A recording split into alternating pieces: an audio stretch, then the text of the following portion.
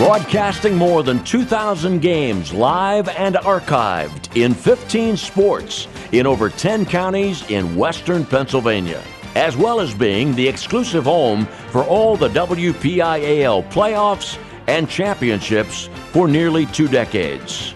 Anytime, anywhere, always there. We are the MSA Sports Network.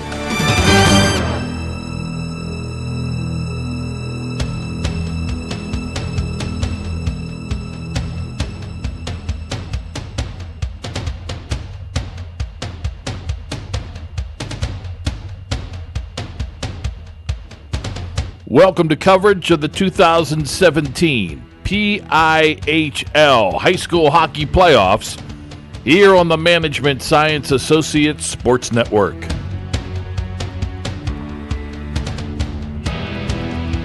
The Penguins Cup Playoffs at MSAsports.net are sponsored by UPMC Sports Medicine, by Carlow University, by J&J Distributing, by the Mount Lebanon Ice Arena, by First Commonwealth Bank, by ProGrass, by Chatham University, by the Pennsylvania Interscholastic Hockey League, and by Management Science Associates.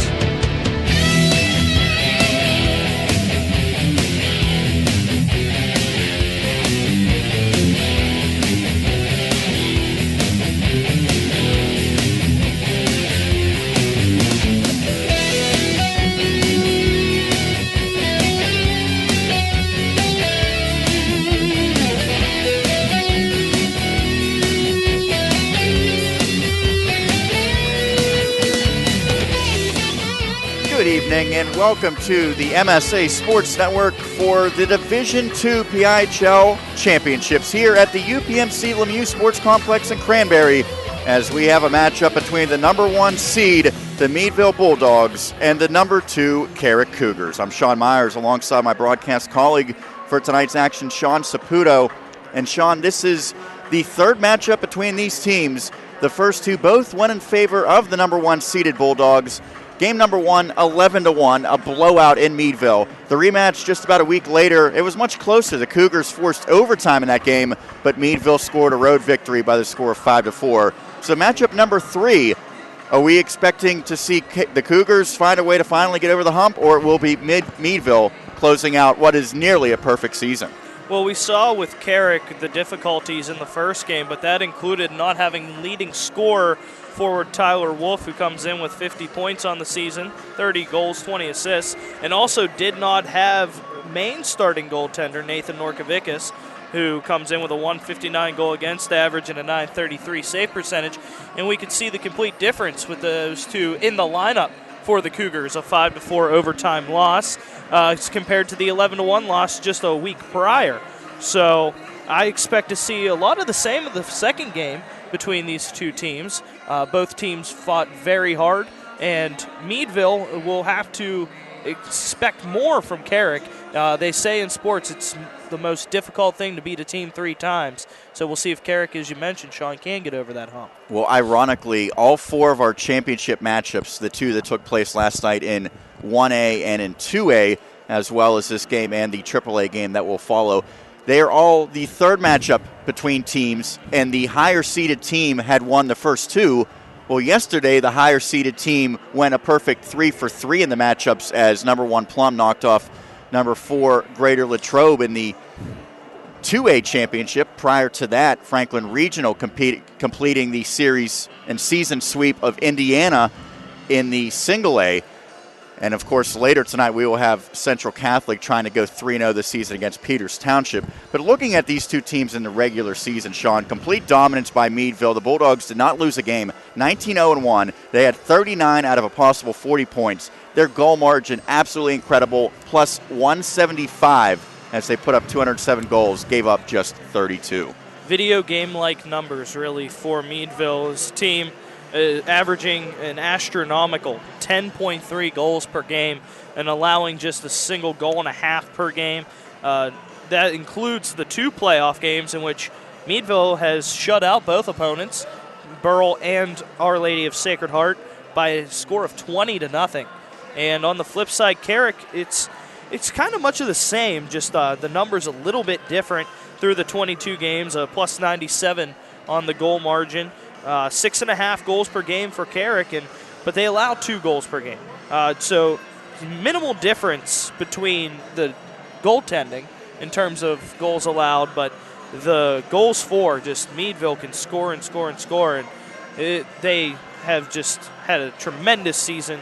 You mentioned it, hitting, just a point short of the perfect record, but on top of that, this Meadville team has hit 10-plus goals 8 times this season with its top number 17.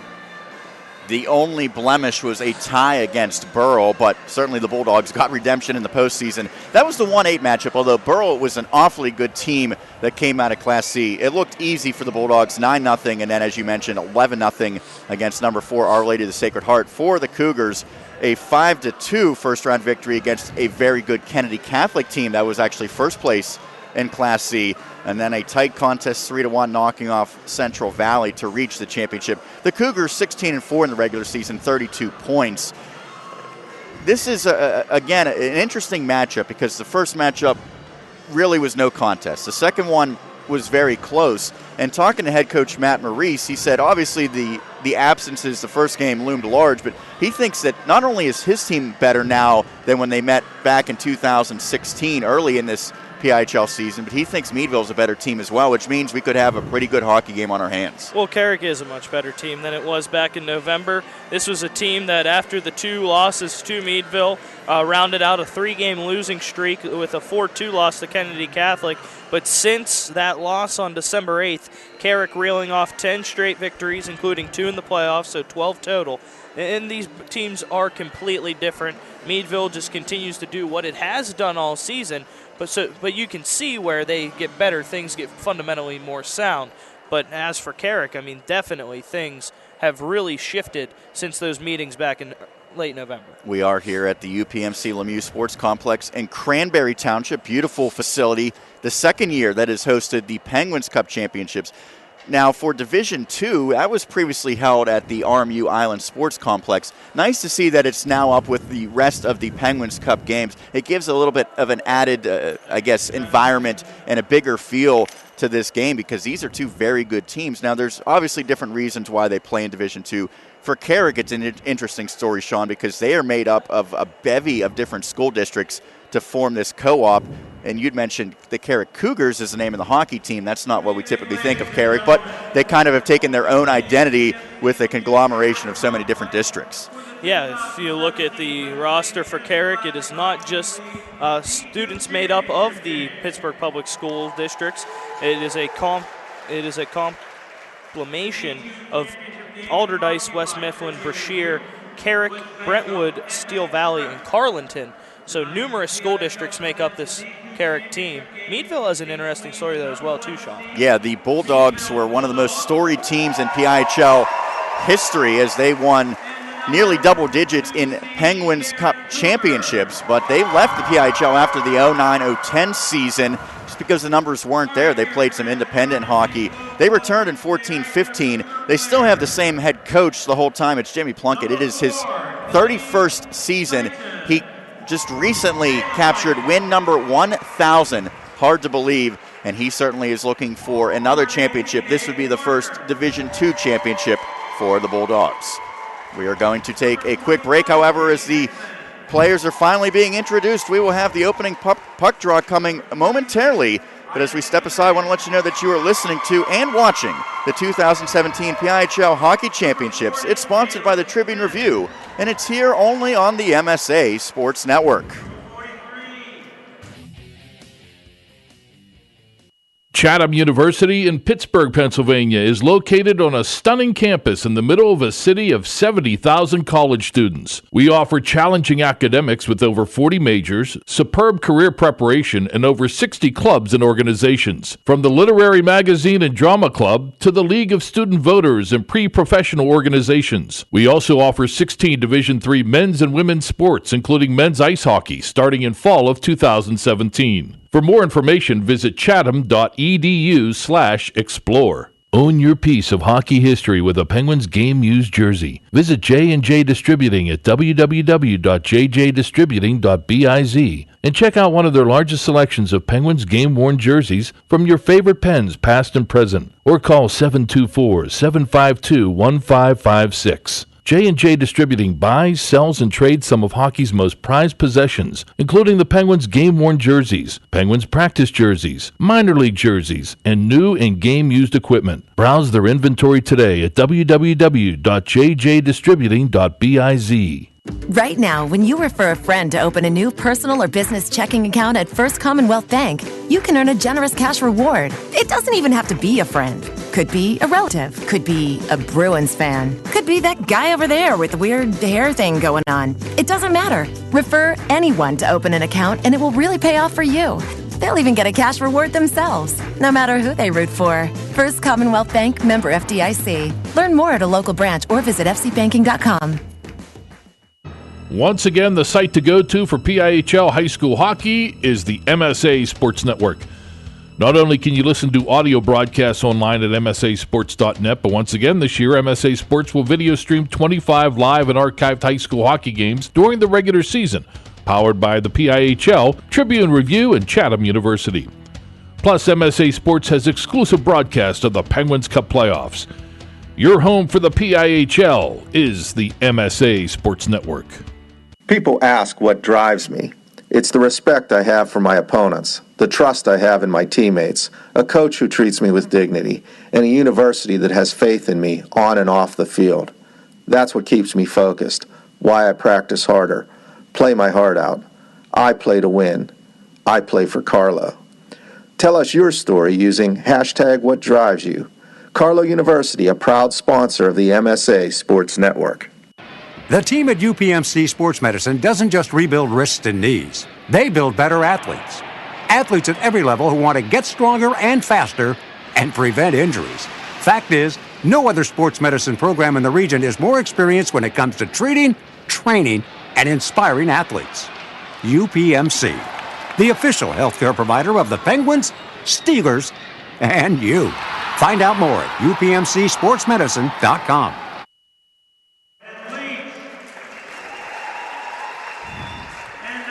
Starting lineups being introduced here at the UPMC Lemieux Sports Complex in Cranberry Township. I'm Sean Myers alongside Sean Saputo as we are just about set for the 2017 Division II championship game between number 1 Meadville and number 2 Carrick. The starting lineups have been introduced, and now we will turn it over for our national anthem.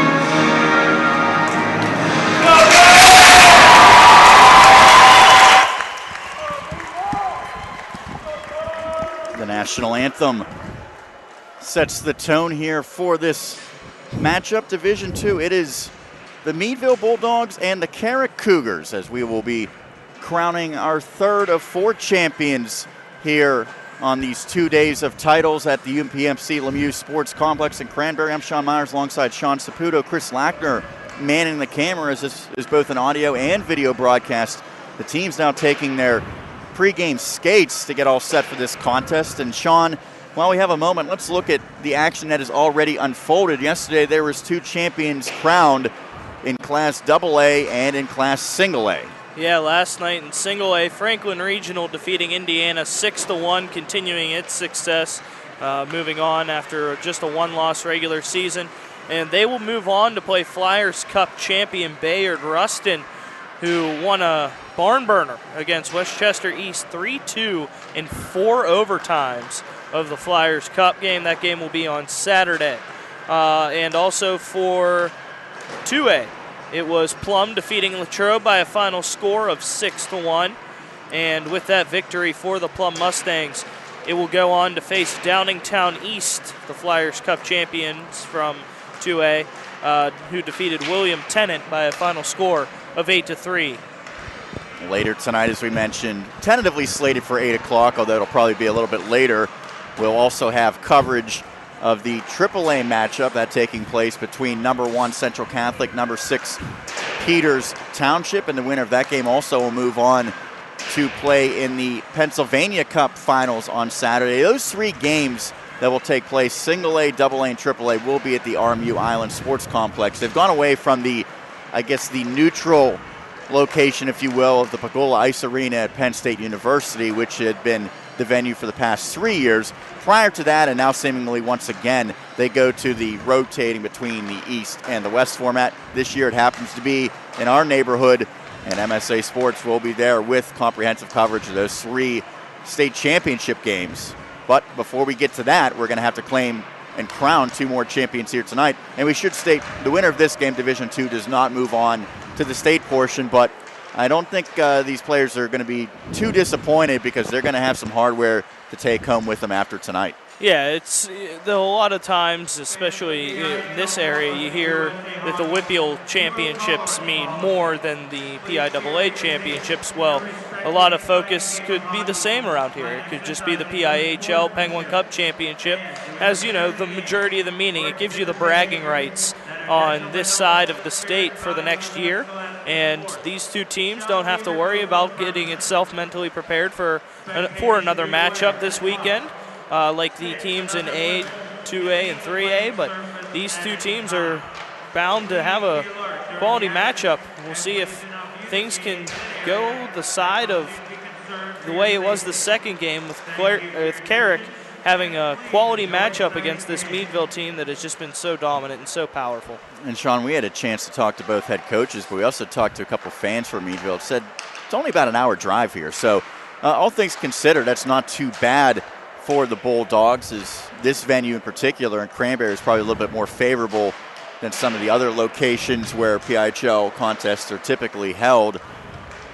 Do you think that would be a factor at all? We mentioned the first meeting in Meadville was really lopsided in favor of the Bulldogs. The second one, where Carrick was the home team, was much closer.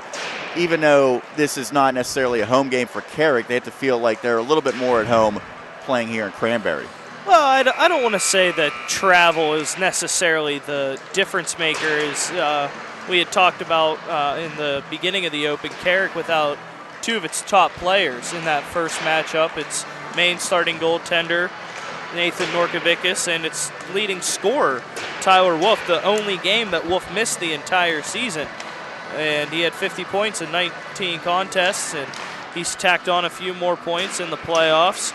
He has 3 points, 2 goals, and an assist, and that puts him at 53 points in 21 games this year. But I've seen a team this year who had to deal with that travel, and that was the Westmont Hilltoppers, who faced Chartiers Valley in the opening round in the A tournament. And things were completely going south for Westmont Hilltop, but despite the long travel, reeled off one of the best comebacks probably in Penguins Cup playoff history, down 4 goals in the third period to win in overtime against Chartiers Valley. As the warm-up clock ticks down to 0, let's take a look at the starting goaltenders that will be between the pipes tonight. Sean, we have 2 pretty good ones. One that's pretty much played every game this season for Meadville, and on the other side, Carrick's kind of had a split time in net, but they're going to go with a very experienced veteran here tonight as well. For the home Meadville Bulldogs, it's Eddie Kaufman, the 4th. Comes in with an 18-0-1 record. .167 goal against average with an .893 save percentage. He has 5 shutouts on the season and 977 minutes played, 19 games for Kaufman, 32 goals allowed. On the flip side, for the Carrick Cougars, it is Nathan Norkovickas, 8-2 overall on the season, .159 goal against average, .933 save percentage, has allowed just 16 goals in his 11 contests with 224 saves on the season.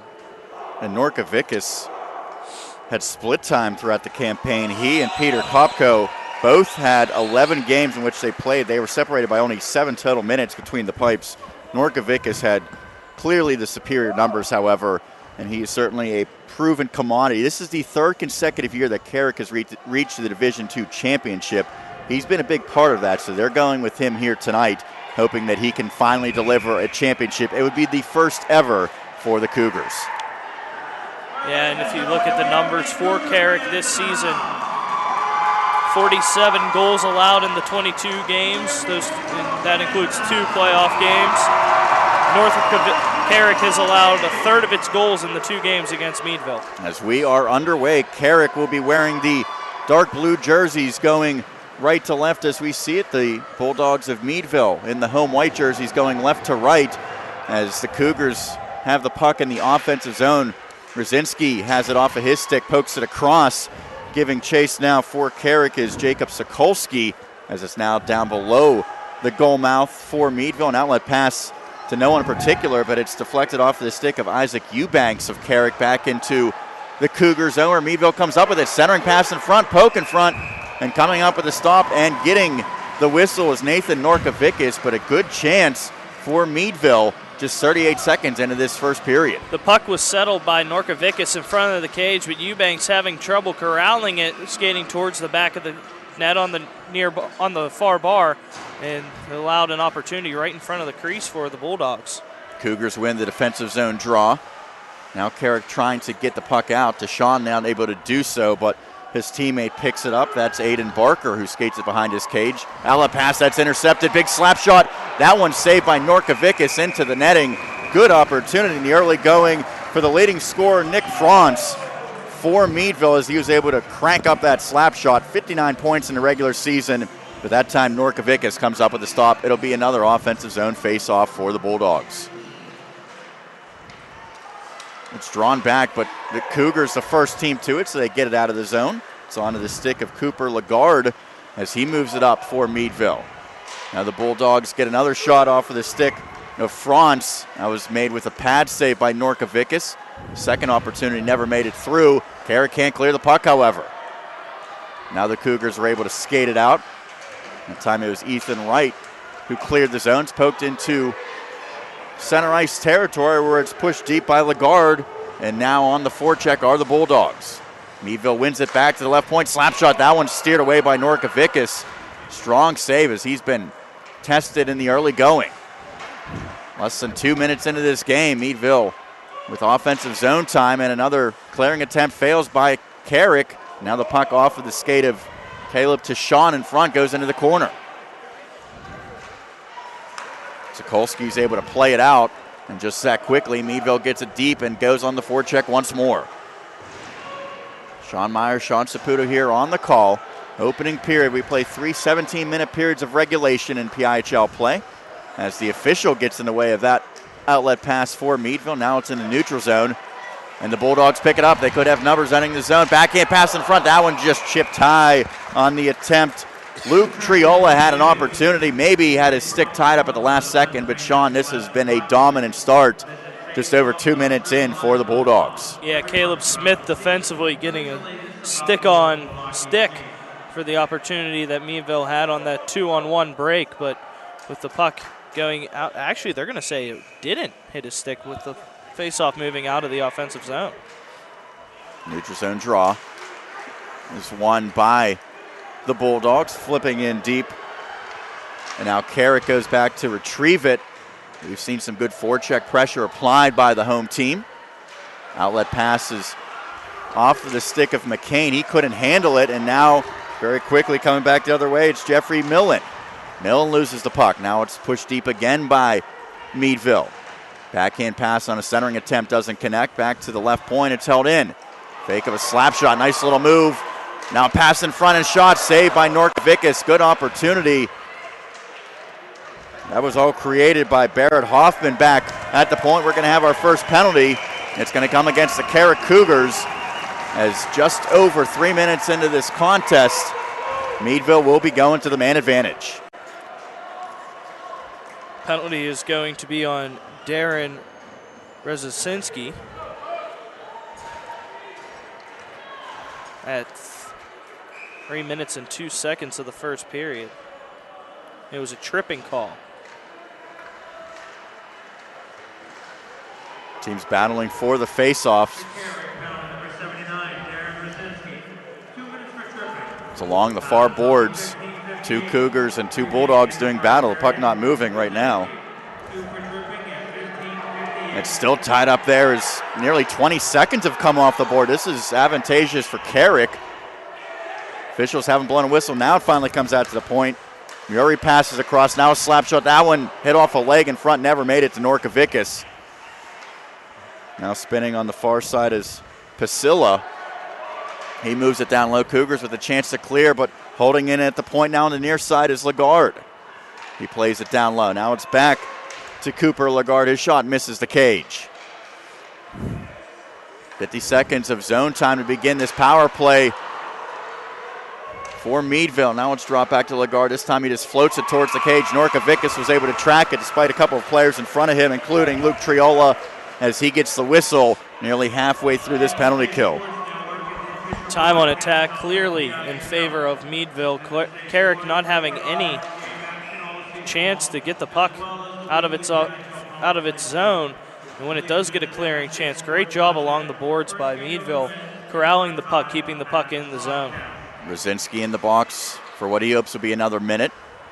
First penalty of this game went against the Cougars. It was a tripping infraction, as Meadville has the puck along the near boards. Whiffing on that one, however, is Chase Leach, and that allows the Cougars to clear it, as Leach not too happy as he gets back to the blue line.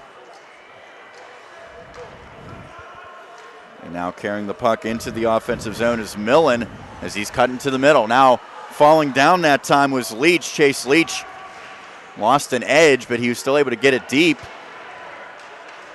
Cougars try to clear on the backhand, but Caleb Tashon can't get it out first try. Now more physicality trying to win the puck battle. Tashon again can't get it out on the backhand. It's kept in as Meadville's dominating offensive zone time.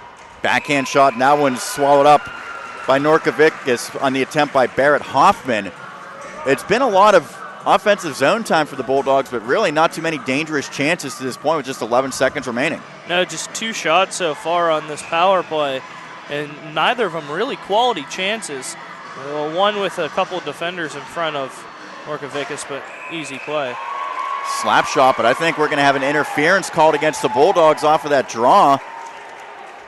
We will await official word as Benjamin Murray stepped into that slap shot before it even made it to Norkavickas. It was whistled, and it will be an interference charged against Meadville, and Dylan Steiner, the guilty party, which will negate the final 8 seconds.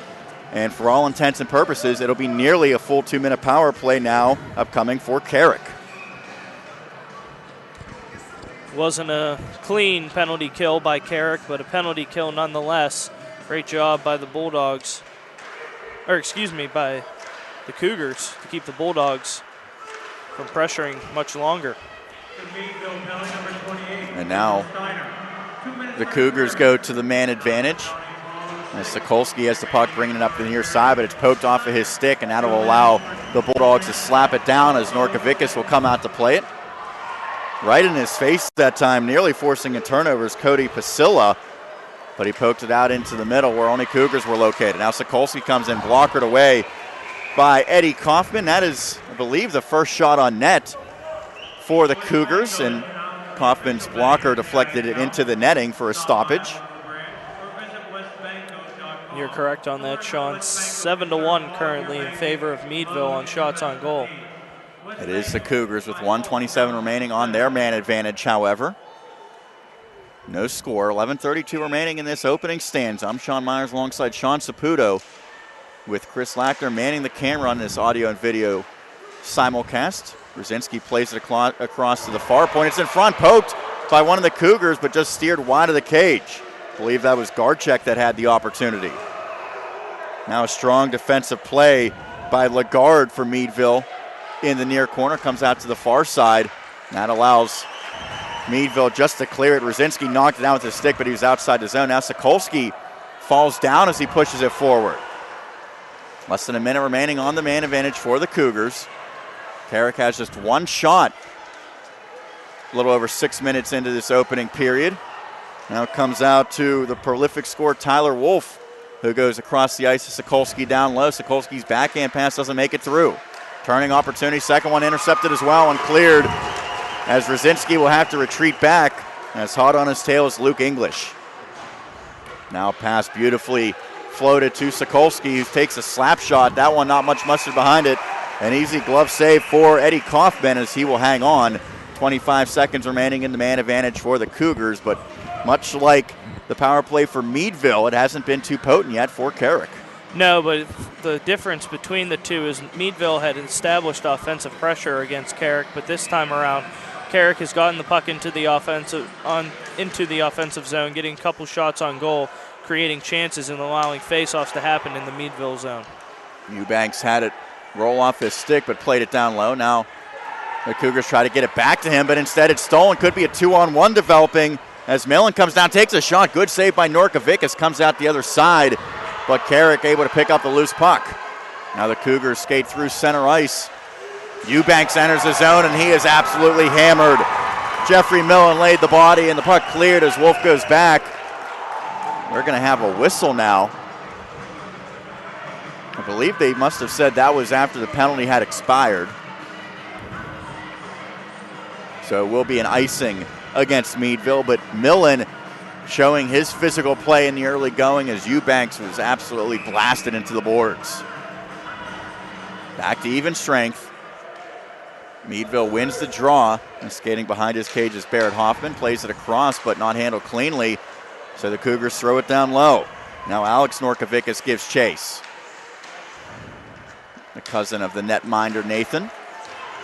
Nice pass on the backhand, ends up on the stick of Pasilla as he enters his own. Shot goes over the cage, partially deflected, stays in play, however. And Sokolski picked it up, but couldn't get it out. Slap shot from the point. From the near side was deflected, never made it through. Now it's behind the cage. Wraparound opportunity comes all the way out front, picked up by the Cougars. Sokolski. He goes 1-on-2. Tried to get a shot through. That was blocked, and he was taken down to the ice hard with a big hit. Now the outlet pass doesn't connect for Meadville. The officials wave off the icing. Is going back to get it is Darren Brzezinski. Brzezinski plays it up the near side, but the pass was out of the intended reach of Barker. Back to the neutral zone of play. Looks like in the early going, Sean, Meadville getting the puck deep and getting on the forecheck. Yeah, a lot of the established offenses come on dump and chase and working behind the Carrick net, getting it out and looking for open opportunities in front, but great job by Carrick defensively keeping Meadville in front. Millen entered the zone for Meadville, had it poked off of his stick, but his teammate was able to pick it up momentarily. Now it comes across to the far circle, low shot. That one saved by Norkovicus, and then he hangs on for the whistle. 8:28 remaining, no score between number 1 Meadville, number 2 Carrick. I'm Sean Myers alongside Sean Saputo here on this audio and video broadcast from the UPMC Lemieux Sports Complex. The third championship game of 4 to be determined. Last night we crowned Franklin Regional and Plum in 1A and 2A, or single A and double A, whichever you prefer respectively. We will later have the AAA contest between Central Catholic and Peters Township here on the MSA Sports Network, but this is the Division II title game. Neither team has won a Division II title.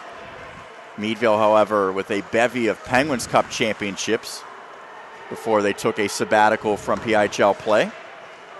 Probably will be moving up as early as next season after this dominant performance here in 2016-17. Looking to finish it off. This team has not tasted defeat yet this season, and now they're in the offensive zone as the puck goes behind Norkovicus. Centered out in front. and fanned on. It looked like a good opportunity that time for Dylan Steiner, but just couldn't get good wood on it. Norkovicus able to get the whistle again as he had it in his trapper. Yeah, I will say the one thing that has kind of lacked for Meadville is, despite established offensive pressure, quality job on the forecheck, just cannot get a quality chance really on net. You have to credit Carrick for the way it's been playing defense, limiting things in front of the crease and allowing Meadville really just lesser chances from around the circles. Basila takes the draw, opposed by Garchek. Garchek won that faceoff for Carrick, but the Cougars again had a hard time trying to get the puck out. Not able to do so. Now it's down below the goal mouth.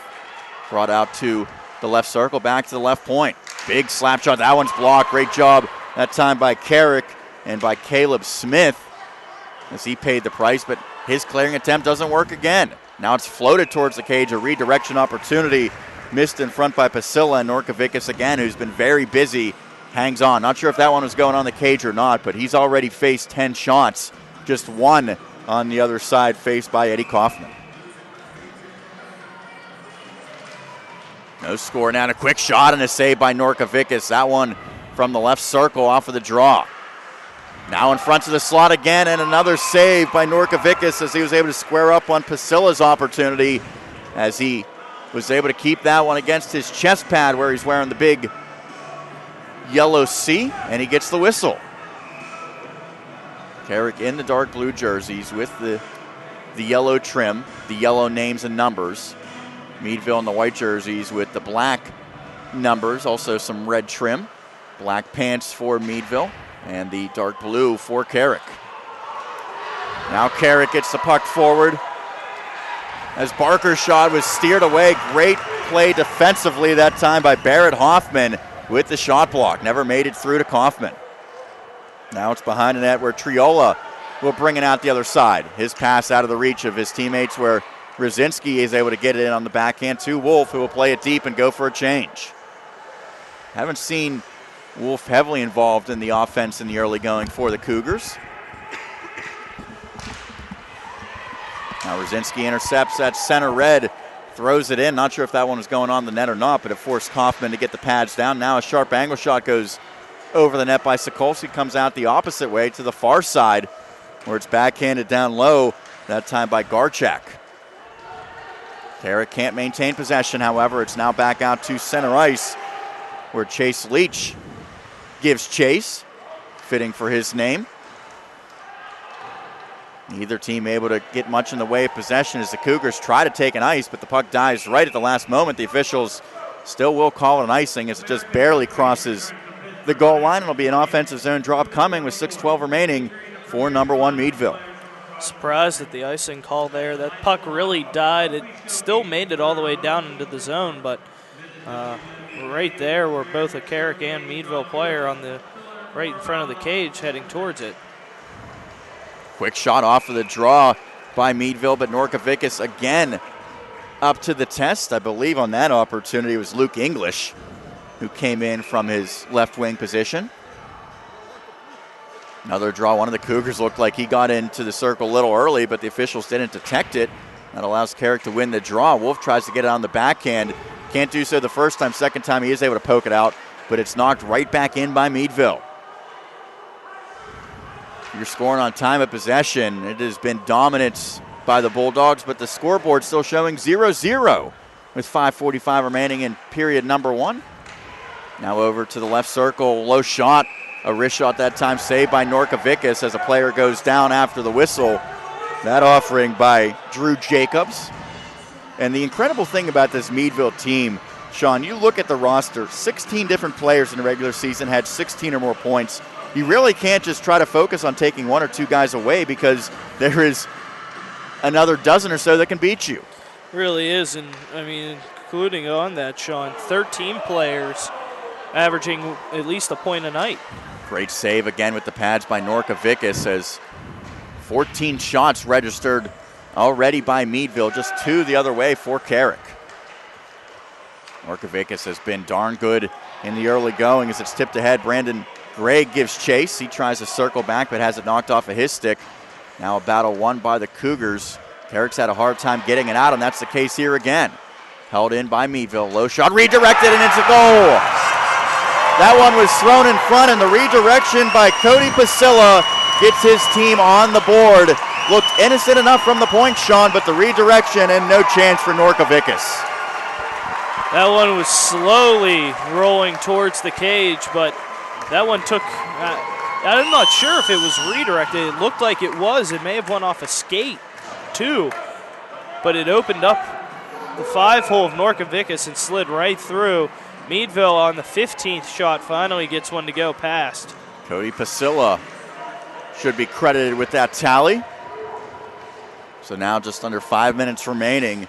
It is 1-0 Meadville. We'll see if Carrick has a response or if the Sharks continue to smell blood for the Bulldogs. Slap shot from the point from Cole Patassi doesn't make it through. Now the Cougars trying to come the other way, but a 1-on-2 opportunity is negated. Meadville's Triola has it. Brandon Gregg picks up the helper. Now we have a delayed penalty upcoming against Meadville.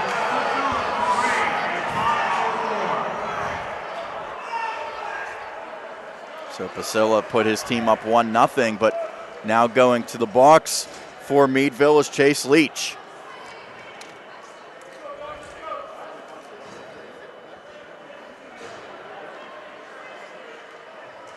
Opportunity to get right back in this game and pull even now for Carrick. And Sean, how important is this? Obviously the Cougars need to want to score a goal, but I think they need to at least get some offensive momentum flowing here with this man advantage. Well, Carrick got the majority of its offensive momentum on the man advantage and just did a great job with Wolf to get him in on the offensive zone pressure. Wolf put some dazzling moves on, now plays across, slap shot by McCain, just misses on a one-time opportunity.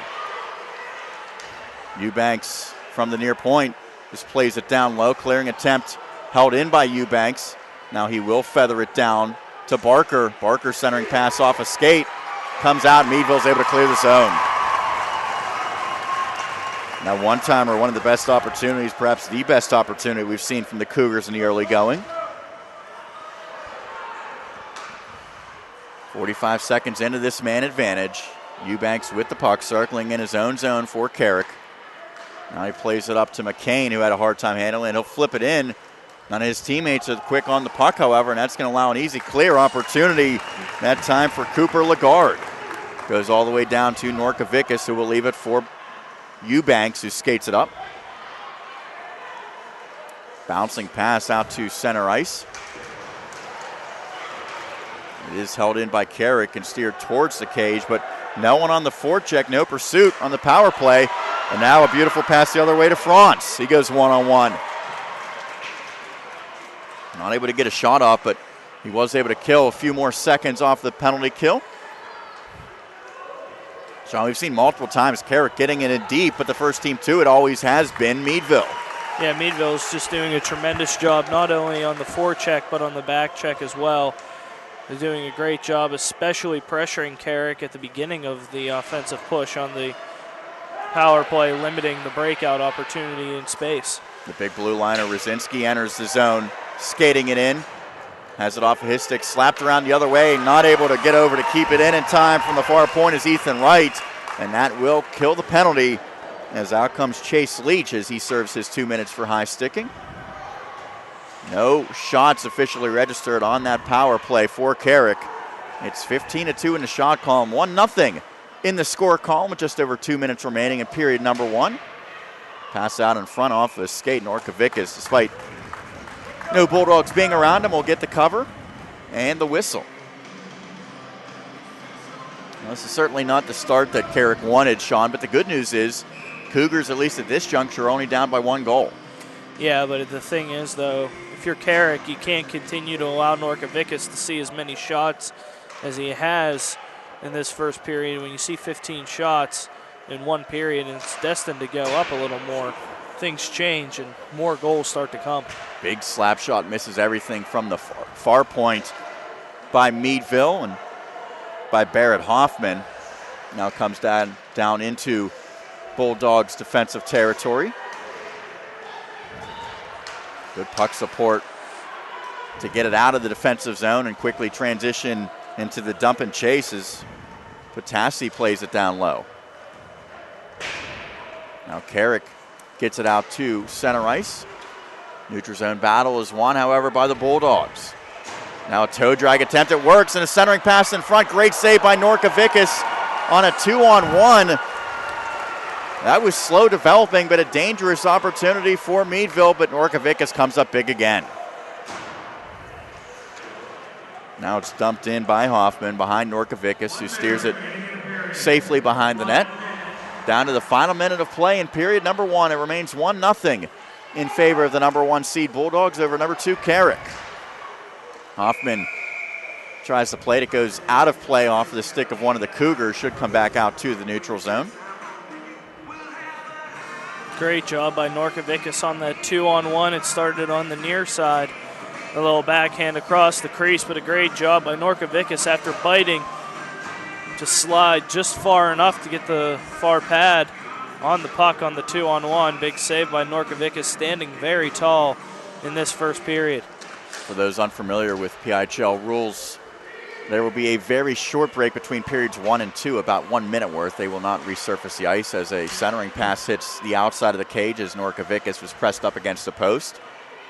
Final 30-plus seconds, Meadville looking for another goal, but a pass comes all the way back into Bulldogs territory. Skating back hard to come up with it is Drew Jacobs. So he'll wrap it around the near boards. Backhand pass is swatted down by Alec Gizzi. Wasn't able to control it, but Meadville once again gets it deep for the final 12 seconds. Bulldogs nearly force a turnover. Carrick seemingly just trying to run these final few seconds off the clock.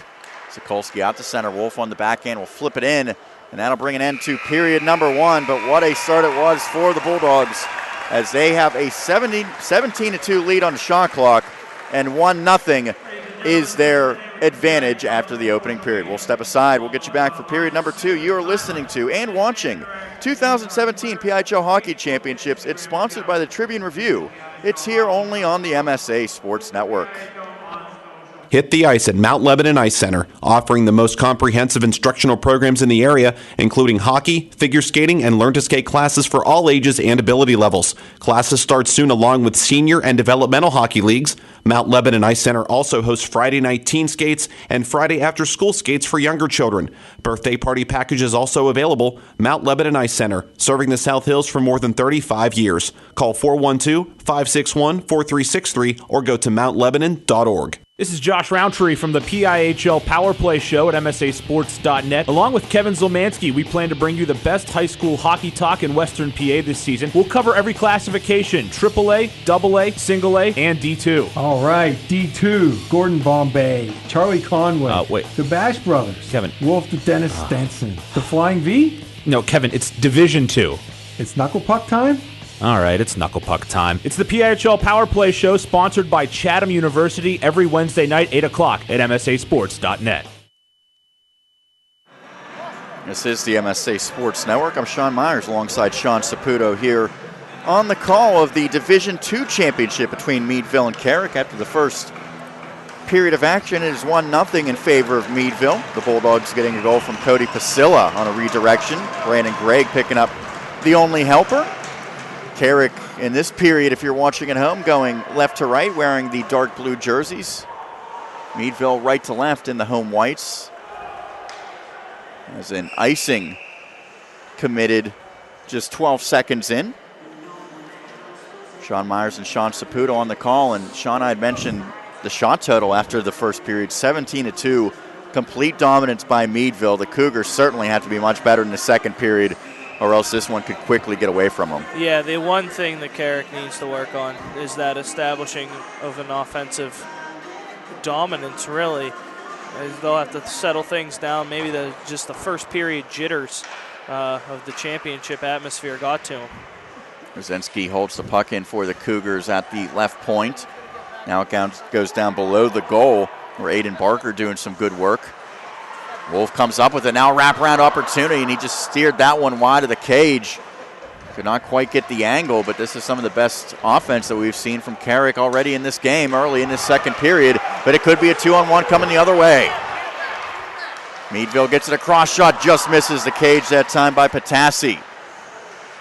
Good feed to Cole Patassi, but he couldn't find the mark. However, Meadville stays in possession down low.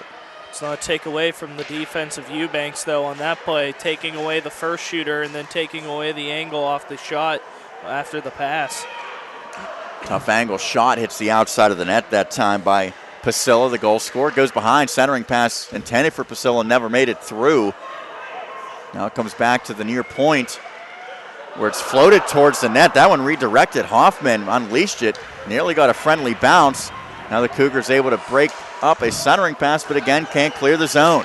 This has been a recurring issue for Carrick. Now the Cougars ice it the length of the playing surface. It'll be another offensive zone drop coming a minute and a half into period number 2.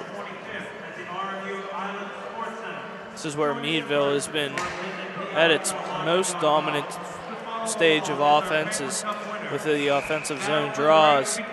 The majority of the offensive zone draws for Meadville, that's where it's been won. As the one thing Carrick is actually doing in this contest is beating the Bulldogs in the dot. Really nice turnout for this game at this beautiful new venue, UPMC Lemieux Sports Complex in Cranberry Township. As now Carrick could have potentially a 2-on-1 developing. Sokolsky down the left side, but his shot is snagged out of the air by Eddie Kaufman. That time Sokolsky maybe had a little bit more time, but wanted to get a shot on the cage. But the netminder for Meadville was able to easily grab it. Well, it was a smart decision. The shot allowed for a potential offensive zone faceoff, but at the same time, too, a great job by Meadville getting back to cut away from the 2-on-1. Long outlet pass intended for Chase Leach. He wasn't able to handle it. It goes for an icing against Meadville, and Carrick quickly will have another offensive zone drop coming, although they lost the last one cleanly, did the Cougars.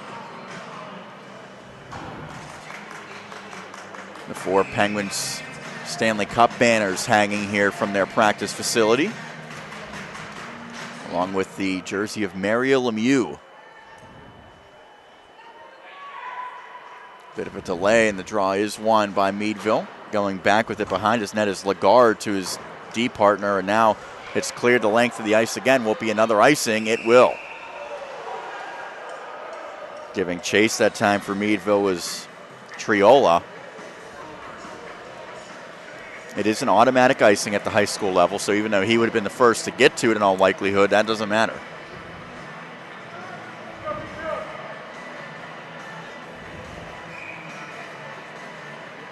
Cougars trying to win one of these draws, but again, Meadville able to come up with it.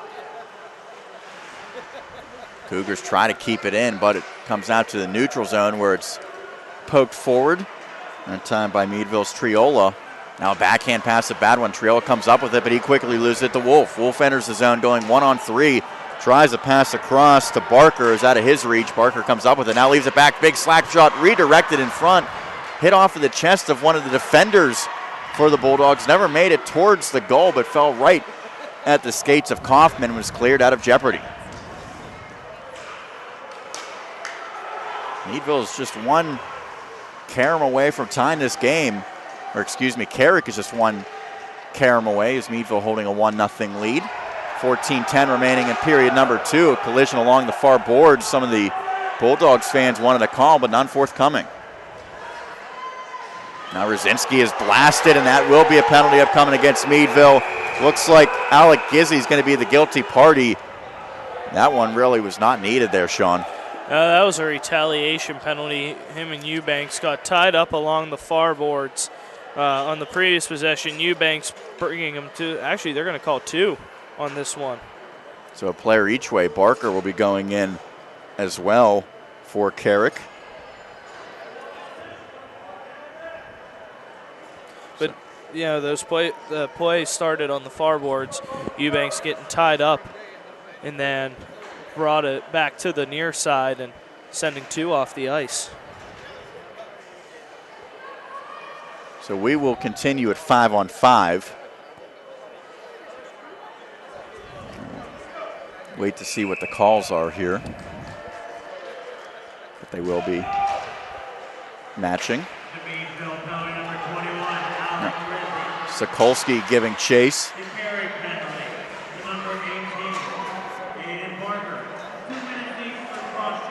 Cross-checking against both players.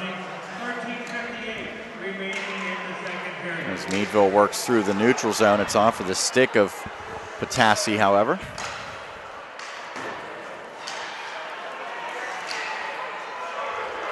Now Rosinski comes in, backhand, and that one steered away by Kaufman. Good opportunity for the Carrick blue liner. Sokolsky picks it up at center ice. Backhands a pass ahead to Wolf. From the near circle, slap shot, that one blocked, and he's blasted. Throwing his weight around in this contest is Barrett Hoffman. Now an outlet opportunity right on the stick for Meadville. Little toe drag move coming in by Pasilla. Now he redirects in front, beautiful feed, but a great save by Nathan Norkovicus. What a terrific play that time by Cody Pasilla as he fed across, and I believe on the opportunity that time it was Nick Franz. The top goal scorer could not solve Nathan Norkovicus, however, and his Carrick netminder's keeping his team in it. Norkovicus with a beautiful save, just reaching out as far as he could to get the pad on it on the far side. Great job by Norkovicus to keep Carrick down 1. Carrick wins the battle off of the faceoff, now flips it towards Kaufman, who will get the easy stop and hang on. A great goaltender can certainly keep you in a game. And that's exactly what Norkovicus has done to this point. We'll see if he's able to continue to handle this type of workload. However, skating back, Ethan Wright for Carrick. He'll take it behind his cage where he's met immediately by Chase Leach. Now Meadville trying to force a turnover in the offensive zone, and stick goes flying out of the hand of Alex Norkovicus. He's able to pick it back up, comes back to the point where it's partially fanned on the attempt by Drew Jacobs for Meadville. Jacobs will now flip it back in. Leach tried to come up with a steal but couldn't corral it. Play's been a little bit more even in this second period thus far, as a player goes down for Meadville and is slow to get up. I believe that's Jeffrey Millen, who's now going to hobble back to his bench and get a change. All 5 Cougar skaters back in their own zone, and now we have a whistle. What's the call here? Is it offsides? I do believe it is an offsides call. The player was trying to get off the ice for Meadville, but was unable to do so before it hit the skate. The 2 penalized players are now out of the box. I mentioned we had stayed at 5-on-5 during those offsetting or matching penalties. As Norkovicus will leave it for Rosinski. Now it hits off of the side of the cage where Carrick Skarchek picks it up.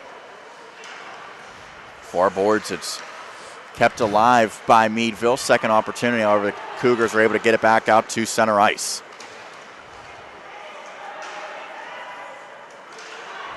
Rosinski enters the zone. He takes a shot. That one, a powerful wrister, but he misses high and to the right.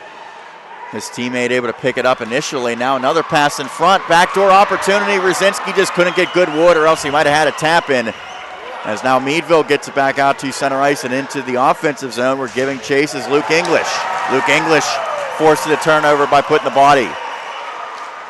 Now it goes back to the right point.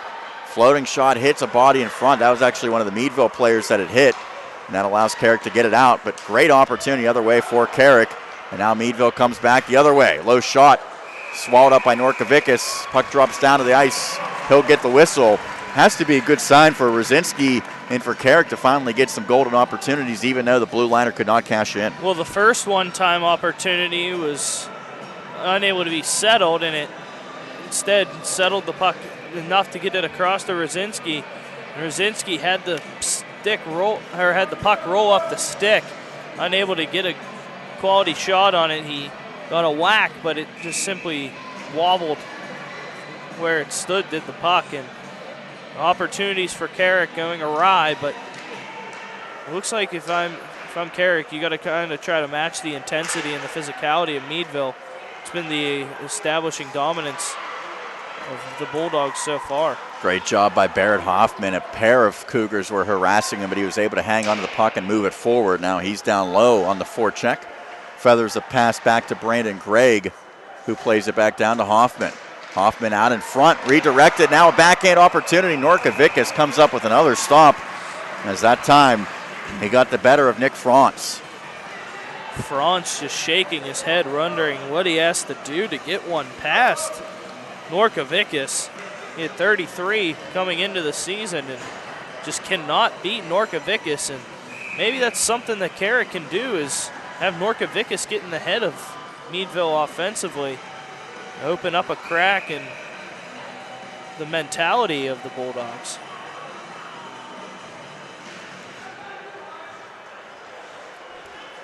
Cougars win the draw, but can't do anything with it. Now it's out in front again. Norkovicus had his pad against the post to make sure that puck did not trickle in. Cougars high off the glass, and that one takes a weird bounce. It comes out. Now Sokolsky will skate into it.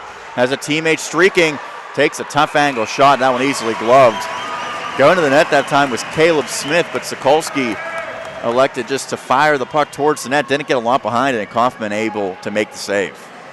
Well, I think another quality decision by Carrick, who's established a fantastic job in the faceoff circle, just winning that one. Now up 18-12 in that department. We have a whistle. Stoppage in play with 9:43 remaining, period number 2. It remains 1-0 in favor of Meadville over Carrick here at the UPMC Lemieux Sports Complex in Cranberry Township. I'm Sean Myers alongside Sean Saputo here on the call. Chris Lackner manning the camera for this audio and video broadcast. Whether you are watching live or archived, thank you for joining us.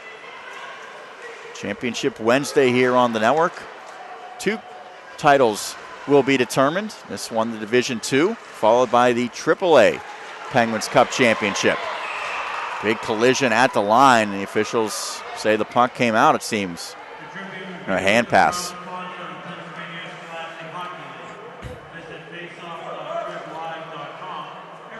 Carrick bringing a little more in terms of physicality in the last couple minutes or so.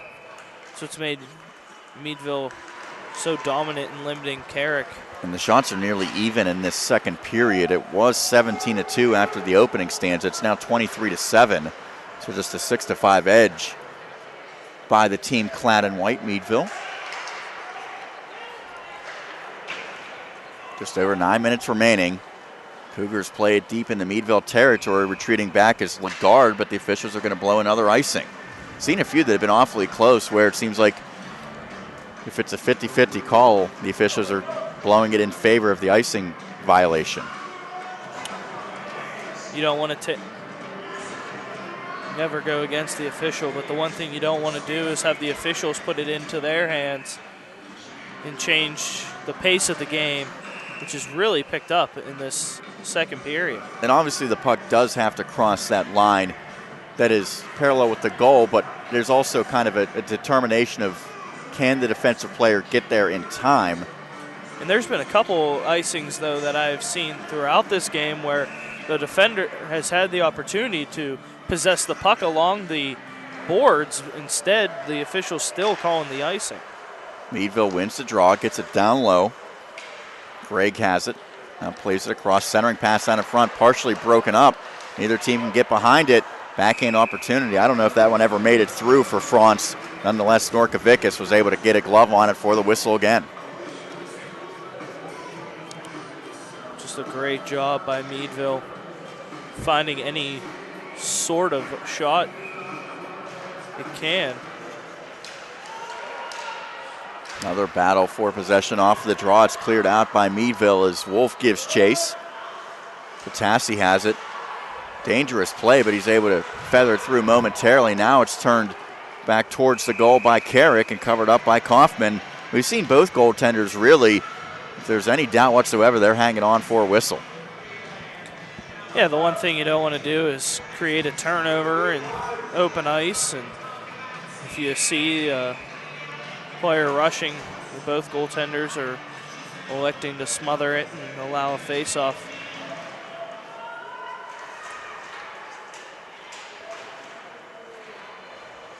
Eubanks steps up trying to keep it in for Carrick, but he's not able to do so now. 2-on-2 opportunity other way for Meadville. Sharp angle shot. That one is absorbed once again by Norkovicus, wearing the unusual number 98 for a netminder. Rarely do you see a goalie have a number in the 90s. When you think of any NHL goalies, I know Darren Pupa, formerly of the Tampa Bay Lightning, had a number in the 90s, but there's not a lot of them. The only reason I could think 98 would be the birth year. Yeah, makes sense. That would be my guess to the potential. It is very uncommon for a netminder to have a number that high. On the other side, Kaufman's wearing the more traditional number 1. Head coach Jamie Plunkett took a little bit of that puck, it looks like, to the side of the face, and that went into the benches. This one nearly came in on Kaufman, but it's picked up by one of the blue liners for Meadville, and Potassi instead. Now Alex Norkovicus, little toe drag moves, passes out in front, opportunity by Sokolsky, but it's blocked. Second chance, squirts out into the slot, and Meadville picks it up. Now a big collision, and it's going to be a penalty against Carrick, it appears. And some of the Meadville fans awfully happy to get that call. And it will be Alex Norkovicus who will head to the box. 7:39 remaining in period number 2, and now the first advantage of this frame for Meadville.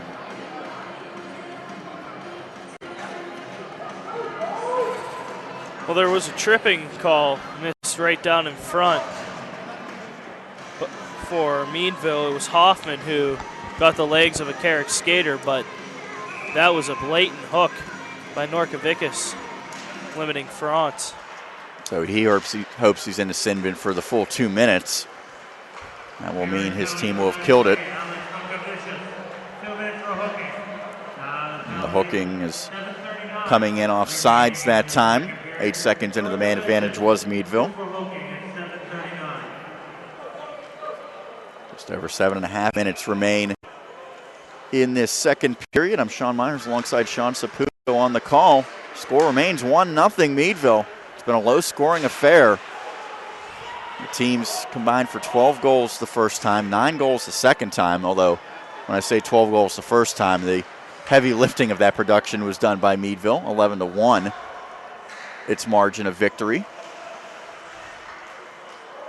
Looking to go a perfect 3 for 3 against the Cougars this season. First 2 championship matchups were the third bout between teams, and Franklin Regional and Plum both go a 3-0 perfect record. Meadville with the man advantage, trying to extend its lead as the Bulldogs get it down low, but a turnover is going to allow Carrick to clear it the length of the ice. Good job by Rosinski. Now Kaufman will leave it behind. Benjamin Murray behind his net, waiting for options. Now pass it to the near side as he gets it in stride to Millen. Millen enters his zone, makes a nice little move, gets to the high slot, now skates down to the circle. Shot, that one never made it through, is blocked. Comes back to Meadville, however, and now the big blue liner Hoffman. Now it comes back to the near point, over to the far point. A little dangerous play there, but the pass finds its way through. Another backhand pass, this time it does not connect. As Drew Jacobs commits the turnover, it's cleared out back into Meadville territory. But Sean, that is a dangerous and scary pass to make on the man advantage with 4 players all in the same vicinity on that blue line. It is. It could have created a break for Carrick, but it did not. Luckily for Meadville, but Carrick yet again killing off the man disadvantage. Alex Norkovicus back out of the box, even for the Cougars. Meadville in possession. Backhand pass by Hoffman is deflected up into the air. Goes to the near boards. Now Wright has it, but he's shouldered, still has possession, kicks it forward to himself. Now tries to play it up the near boards, but it goes back to the point for Meadville. Redirected in front, just wide of the cage. Good job by Chase Leach. Now it's back out in front again. Norkovicus comes up with another stop. Nice redirection. That was how the first goal was scored by Pasilla. That time, Chase Leach looking to get involved in the action, but just hit the outside of the net. 27-7 now the shots as Meadville starting to gain some of that momentum back, thanks in large part to that man advantage. Yeah, Leach got a great chip on that puck to make it take a weird bounce, but it squirts wide of the cage, and then a great play with a man behind the net for Meadville. Threw it right back in front, but laid right in front of the crease too long for them to get a decent enough whack on the cage of Norkovicus. Norkovicus watches it go behind him. Now it's off the glass and out to the neutral zone. Big collision there. Going down hard was Gavin McCain for Carrick. Now back into Meadville real estate where Lagarde has it. Now an outlet pass. That one's partially intercepted, but it goes through Eubanks. Could lead to a 2-on-1 the other way, but taken away beautifully by Carrick defensively and Rosinski. Now Rosinski looks like he got caught up high. He's down on the ice in pain, but still doing battles. The puck's right by him. There's a scrum, 2 players aside trying to come up with it. Meadville gets the puck. Now out in front to the right circle, and that shot goes over Norkovicus. Now another redirection attempt, never made it through. 4 minutes, 10 seconds remaining, period number 2. Player goes down in front for Meadville. No call, now a turning shot. That one misses wide to the left. Cougars finally able to get it out after they faced about 45 seconds of straight pressure. Rosinski picks up the puck, fires it in, misses wide of the net, but his teammate, the first player to it, and that was Wolf, but he's knocked off the puck. Now Carrick comes up with the puck again. Cougars are just not able to get a lot of good wood behind these opportunities, although they are winning some battles here. Rosinski in front, that one off the skate, pops out. Meadville picks it up. Bulldogs get it out to center red. Now the Bulldogs enter the zone. On the backhand is Franz. Beautiful feed into the slot shot. That's a great save with the pad by Norkovicus. Franz was able to find a cutter that led to a good opportunity, and now the Cougars forced to ice it with 3:03 remaining. It remains 1-0 in favor of Meadville, later stages of period number 2. Yeah, it was just another great opportunity by Meadville. Another turnover by Carrick, but as you mentioned, Sean, Carrick not able to get a lot of quality chances on its shot opportunities, but just barely capable of getting anything behind the shots because of Meadville's hard pressure.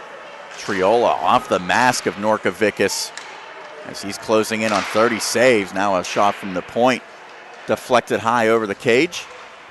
Carrick behind his net.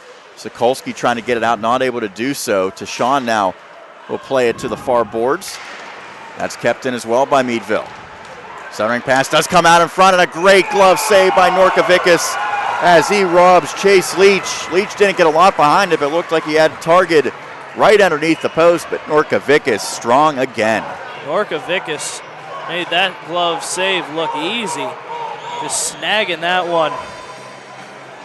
This has to be one of the best performances that I've seen all season between the pipes, and it's still just the second period. He's already made 29 saves. Oh, yeah. I mean, this has been a tremendous performance by Norkovicus. He's had 3 or 4 quality saves. Luckily for him, a good majority of the shot opportunities seem to be a little not as hard to save, but he's made everything of all the chances. Just one redirect got past him. Barker gets it ahead to Wolf, comes down the right side. His shot off his skate, and now Meadville comes the other way. Could be a 3-on-2 developing for the Bulldogs, just getting it deep and chasing his English, however. He overskates it. Rosinski plays it up. Now the Cougars, good puck support to get it out. Barker puts the brakes on, but he's hammered.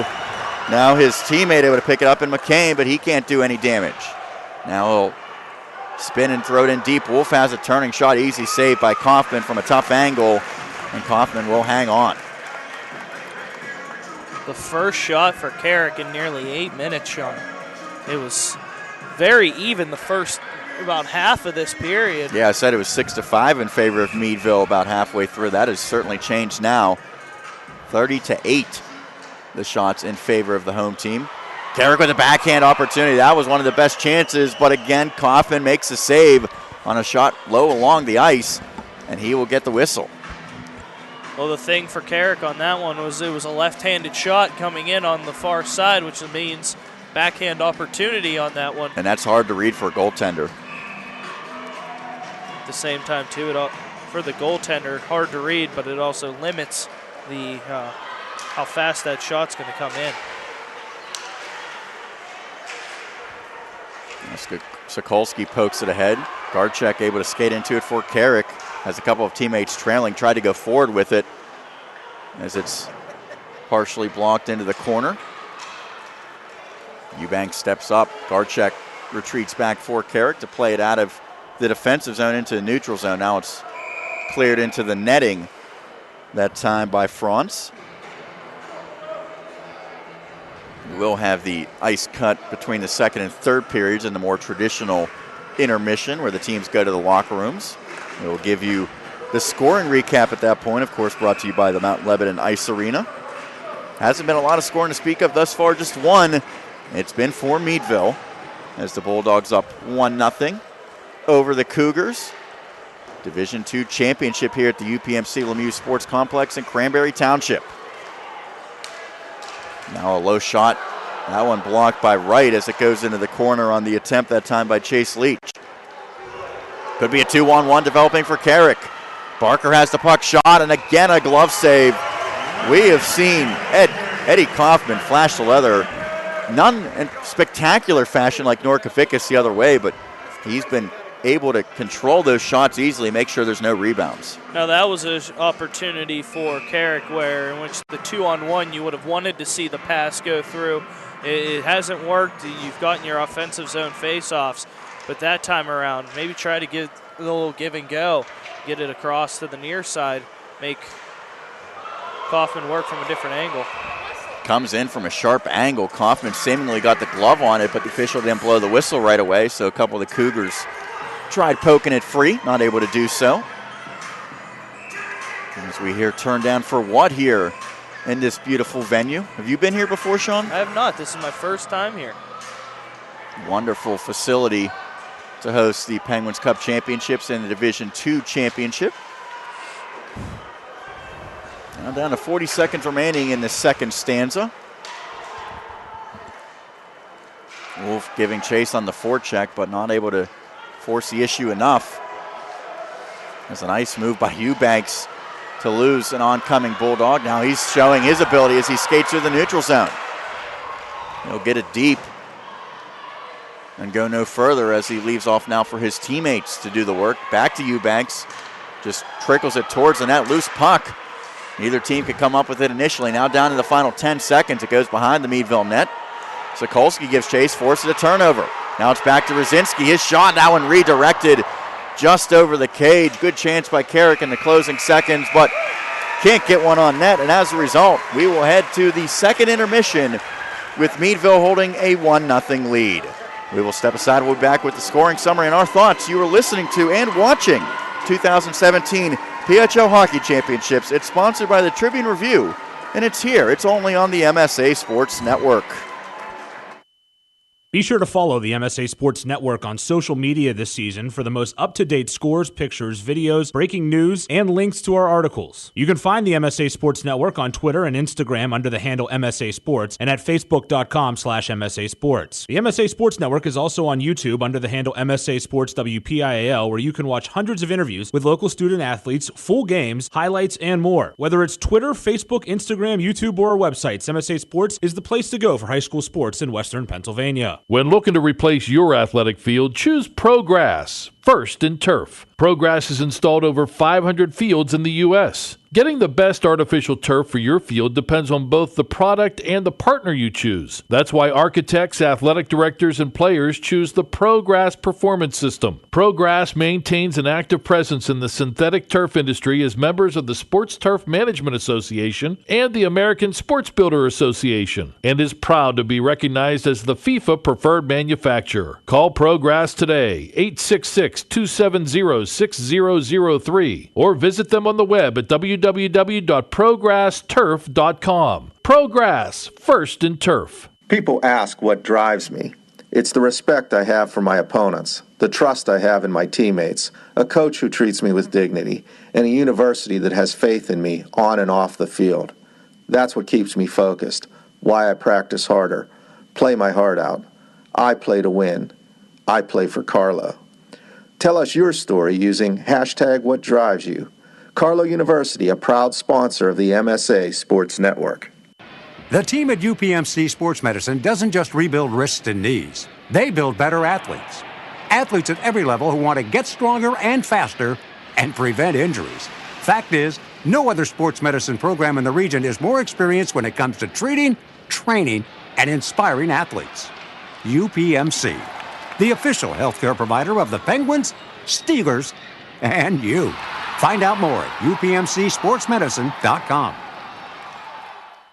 Right now, when you refer a friend to open a new personal or business checking account at First Commonwealth Bank, you can earn a generous cash reward. It doesn't even have to be a friend. Could be a relative. Could be a Bruins fan. Could be that guy over there with the weird hair thing going on. It doesn't matter. Refer anyone to open an account and it will really pay off for you. They'll even get a cash reward themselves, no matter who they root for. First Commonwealth Bank, member FDIC. Learn more at a local branch or visit fcbanking.com. Own your piece of hockey history with a Penguins game-used jersey. Visit J&J Distributing at www.jjdistributing.biz and check out one of their largest selections of Penguins game-worn jerseys from your favorite Pens, past and present. Or call 724-752-1556. J&J Distributing buys, sells, and trades some of hockey's most prized possessions, including the Penguins game-worn jerseys, Penguins practice jerseys, minor league jerseys, and new and game-used equipment. Browse their inventory today at www.jjdistributing.biz. Back here, it is the second period intermission between the Meadville Bulldogs and the Carrick Cougars. I'm Sean Myers alongside my broadcast colleague Sean Saputo. 1-0 the lead for Meadville. And Sean, we have seen a tremendous performance by the Carrick netminder Nathan Norkovickas to keep his team in it, because by every other aspect right now it has been domination shown by the Bulldogs, but they only have a one-goal lead as the teams are in the locker room. Yeah. 30-10 the shot totals in favor of Meadville, which puts Norkovickas at 29 of 30, and it puts Kaufman at 10 of 10, which keeps him at his perfect 1,000 save percentage in the playoffs. Face-offs in favor of Carrick, 23-20, and just one goal, as you mentioned, Sean. It came 11 minutes 56 seconds into the game with 5:04 left in the first period, and for Meadville, it was Cody Pasilla with his 17th of the season. Let me check the stat sheets as well. Actually, make it his 18th of the season, his second of the playoffs, and that was assisted by Brandon Gregg. And for Gregg, that is his 17th assist of the season. And 1-0 where we stand. 6 penalties, though. However, that's been the bulk of the work in the first 2 periods. In the first period, single penalty for Carrick on a trip and an interference and high stick on Meadville. Coincidental penalties for cross-checking on both Meadville and Carrick, 3:02 into the second period, and then a hooking call on Carrick, with 9 minutes and 21 seconds into the second period. And all penalties have been served by different parties. And that is the Mount Lebanon Ice Arena scoring summary. Not a lot to it. So let's talk about keys right now. Obviously for Meadville, the Bulldogs have dominated this game. They only have a 1-goal lead, which has to be a little bit concerning because we all know a goal can come in unique circumstances. It doesn't have to be a great opportunity by Carrick for the Cougars to pull even. What do they need to do? What's the message right now by their head coach, the prolific Jamie Plunkett, his 31st year? What's he telling his squad in order for them to close it out in this third? I would say continue the physical play, continue to pressure on the offensive side, and don't allow Carrick to get any open opportunities. Meadville needs to, I also think he is going to say, establish a better shot plan instead of just throwing pucks on net, maybe trying to find the more open areas. Meadville has had 30 shots, but I would say maybe at the most 10 have been quality shots. On the other side for Carrick, well, there's a lot of improvement that the Cougars certainly can make in this third period. They have to feel fortunate only being down by 1 goal, and they could thank their netminder for that. It just seems like a team right now that doesn't have a lot of time in the offensive zone, maybe not a lot of confidence either. Even the power plays, they really didn't generate much opportunity. What can they do to change this game and get momentum in their favor? Become more physical. That's what has led Meadville to so many opportunities. Carrick has been kind of weary on the physicality part, is not exactly establishing dominant checks and fighting hard. I mean, they're fighting hard, but Meadville pounding Carrick into the boards. Carrick needs to boost the physicality, and on top of that, also needs to not only get the opportunities it has, because Carrick has gotten opportunities, but they have to find a way to finish the opportunities and get a solid chance on those opportunities. So those who might be tuning in for the first time or new to the MSA Sports Network, we will have comprehensive coverage. Obviously, we're bringing you the audio and video simulcast now. We're also going to have a center stage or possibly even multiple center stage interviews with members of the victorious team. We will have an article recapping it all. Of course, we're going to have photos up. Josh Roundtree, our social media ambassador, handling everything on Twitter right now, as well as Facebook and all the other social media outlets that the MSA Sports Network is involved in.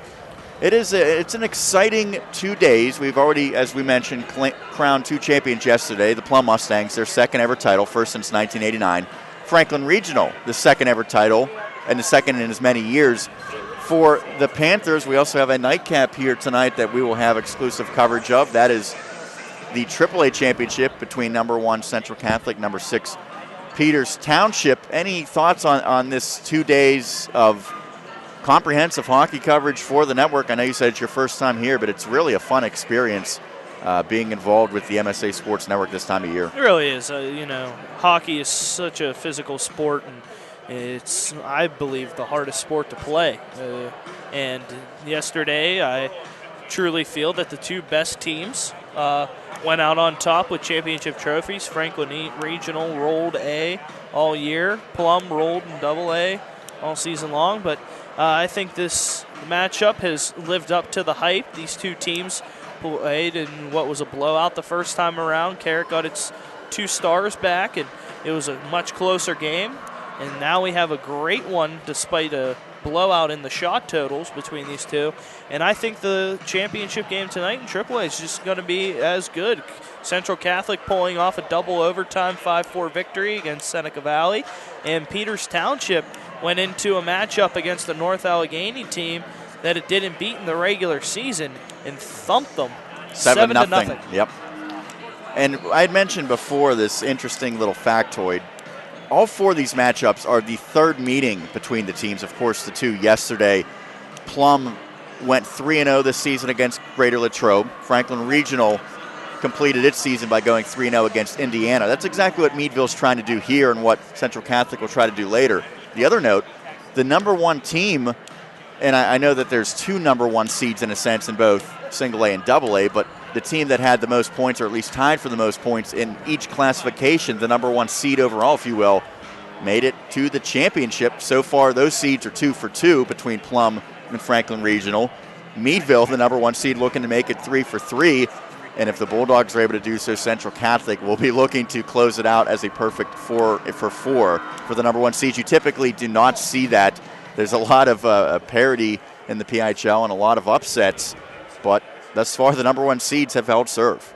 Yeah, and I think what could be a difference maker in what could be a 4-for-4 for the 1 seeds is Meadville, if it can continue to do what we talked about in the locker room talk, and with Central Catholic. Central Catholic was actually missing its best player in the semifinal matchup against Seneca Valley, so expect Central Catholic to potentially be on another level against the Peters Township team that's truly rolling right now. As the teams return to the ice, that means the third period will be upcoming. We will step aside briefly. Your score 1-0 Meadville. You are listening to and watching the 2017 PIHL Penguins Cup Championships. It's sponsored by the Tribune Review, and it's only here on the MSA Sports Network. This is Josh Roundtree from the PIHL Power Play Show at MSASports.net. Along with Kevin Zolmanski, we plan to bring you the best high school hockey talk in Western PA this season. We'll cover every classification: AAA, AA, Single A, and D2. All right, D2, Gordon Bombay, Charlie Conway, the Bash Brothers, Kevin. Wolf the Dennis Stenson, the Flying V? No, Kevin, it's Division 2. It's Knuckle Puck time? All right, it's Knuckle Puck time. It's the PIHL Power Play Show, sponsored by Chatham University, every Wednesday night, 8 o'clock at MSASports.net. What you want? What you want? What you want is to stay warm this winter by logging on to www.msasports.net each and every day. We have all the schedules, the scores, the rankings, and the standings of the high school winter sports, plus weekly shows like Inside the WPIL Wrestling Circle, the PIHL Power Play Show, and the WPIAL Roundball Report, along with live and archive broadcasts of whatever your favorite high school sport is. Anytime, anywhere, always there, every day this winter. It's the MSA Sports Network. High school wrestling is 2017 Division II championship to be determined here in this third period between number 1 Meadville and number 2 Carrick. Thus far, the top-seeded Bulldogs holding a 1-0 lead over the Cougars. I'm Sean Myers alongside Sean Saputo here in Cranberry Township at the newly constructed UPMC Lemieux Sports Complex. Beautiful facility here, hosting all 4 of the championships. By the way, Steve Nagler, Corey Campana will have the call for the AAA finale to follow us. We mentioned before, Sean, this weekend, a trifecta of state games as well. The Pennsylvania Cup Finals to be played at the RMU Island Sports Complex on Saturday. But these 2 teams won't be moving on. They're simply worried about claiming gold here in Division II, as we are just about set for the opening face-off of period number 3. Meadville, the team in the white jerseys with the black numbers going left to right, goes forward off the draw. The Cougars of Carrick going right to left in the dark blue jerseys with the yellow numbers. And it's in the Carrick zone, and 5 players battling along the far boards for possession. Looked like momentarily Meadville had come up with it, but the Bulldogs can't control it. And now Carrick will be able to skate it out. Brzezinski, who's been very involved, takes a low shot. That one dipped down, but once again, Kaufman comes up with the glove save. 10 shots on goal officially for Carrick in the first 2 periods, and I would say probably about 6 or 7 of those resulted in glove saves for Eddie Kaufman. Proper name, Edward Kaufman IV. He goes by Eddie. As the draw won by Carrick, but Tashawn could not keep it in. And now going forward with it is Meadville. Opportunity here for the Bulldogs. Great shot in close that time, authored by Franz, but Norkovicus makes another tough stop. Now coming back the other way on the pursuit for Carrick, trying to force a turnover is Liam Rubright. As he's down behind the cage. Now a backhand pass in front. Teams battling for it. Cougars have it momentarily. That one just backhanded wide of the net. That was Garchek who had an opportunity. I don't think Kaufman saw it, but fortunately for him, it never made it on by the 4x6. And now right behind the cage for the Cougars, a little loose with the puck. Deshaun will regroup, and he can't handle it cleanly either. Good support by Carrick, but the Cougars unable to clear the zone. Now it's down low again for Meadville.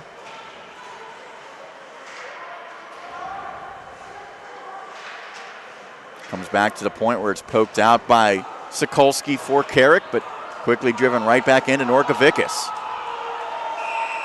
Now we have a whistle. Might have been offsides by Meadville, even though the Bulldogs didn't touch it. If they continue their pursuit of the puck without trying to touch up, the official will blow the whistle, and that appears to be the case.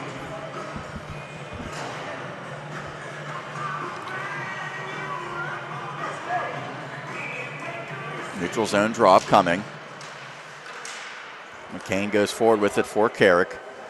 Now a big slap shot right in on Norkovicus as he handled that one up high, but I believe it was an offsides on net? I'm not sure. As it'll come down deep into Meadville territory.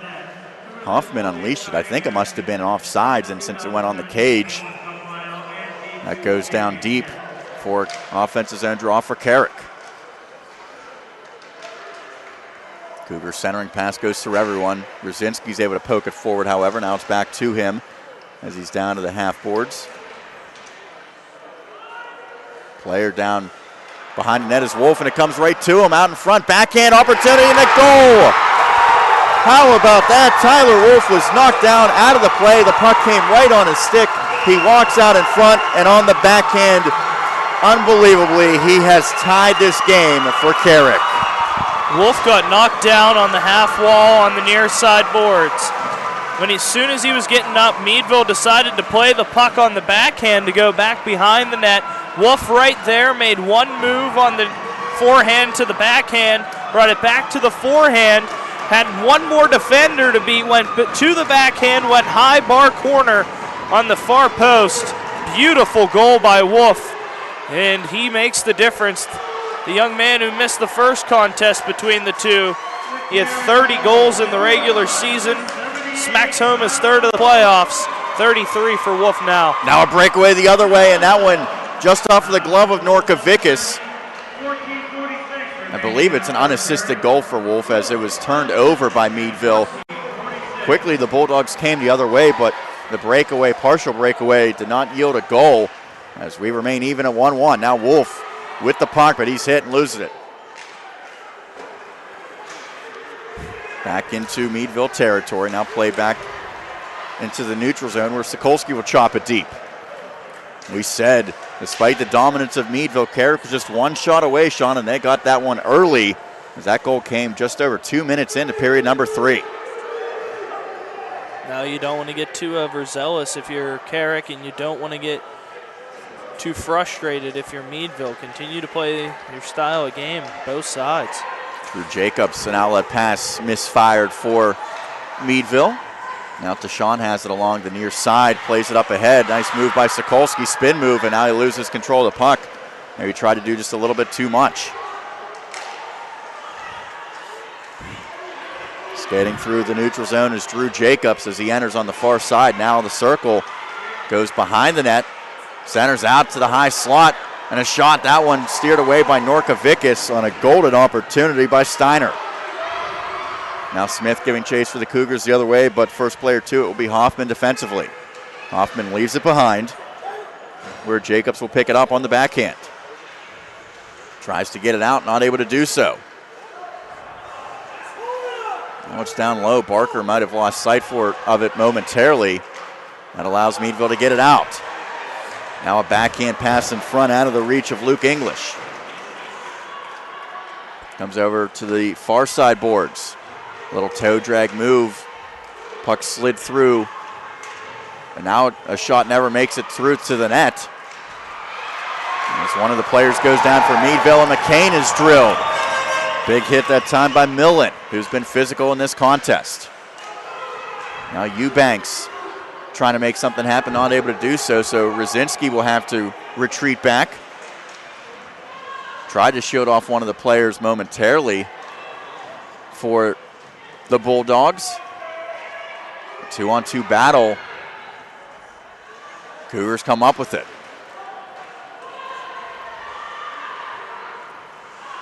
That clearing attempt is held in. Now a shot. That one might have hit the post on that attempt by Millen. And the Cougars will take the icing, but a good response by Meadville as the Bulldogs have had a couple good opportunities after the equalizer, including that one by Millen, who caught at least part of the post. Great job, though, by Norkovicus cutting off the angles on the shots by Meadville. But for Meadville, great job continuing to establish quality chances, just trying to do everything it can to get past one Norkovicus. Wright's able to skate it out of his zone into the offensive zone where he's double teamed and splattered along the boards. Meadville able to get it out easily with a backhand pass, but it goes into the neutral zone where Carrick comes up with it. Only momentarily, however, skating into it was Franz. He enters the zone, big slap shot. Norkovicus shrugs that one away as that one came up high and heavy, but he's able to make the stop and cover. Great job by Norkovicus. Looking past his defender, not allowing the defender to cover up his vision. Continues to make quality saves.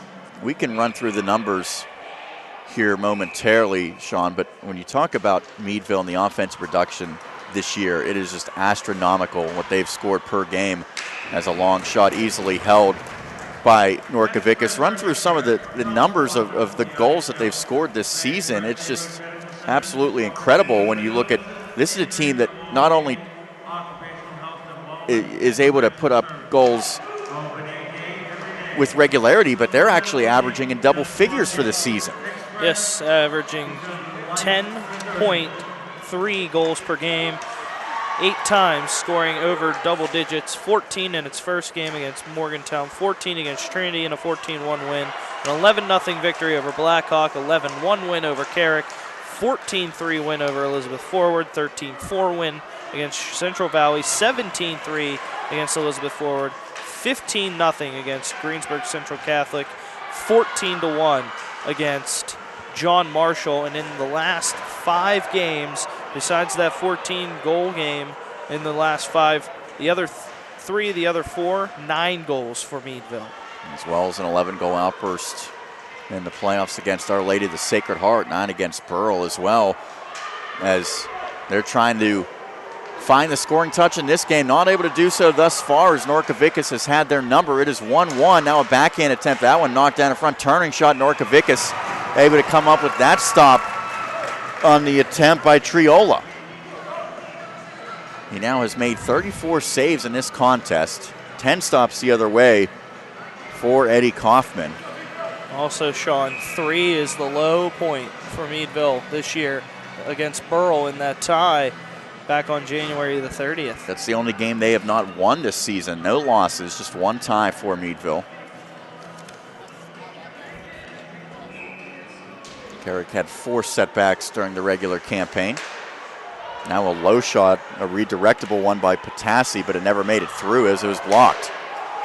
Puck came out of the zone. It'll be an offsides against Meadville. None too happy with that call. Chase Leach, he thought he was able to keep the line, but the official right there, the linesman I should say right there, disagreed.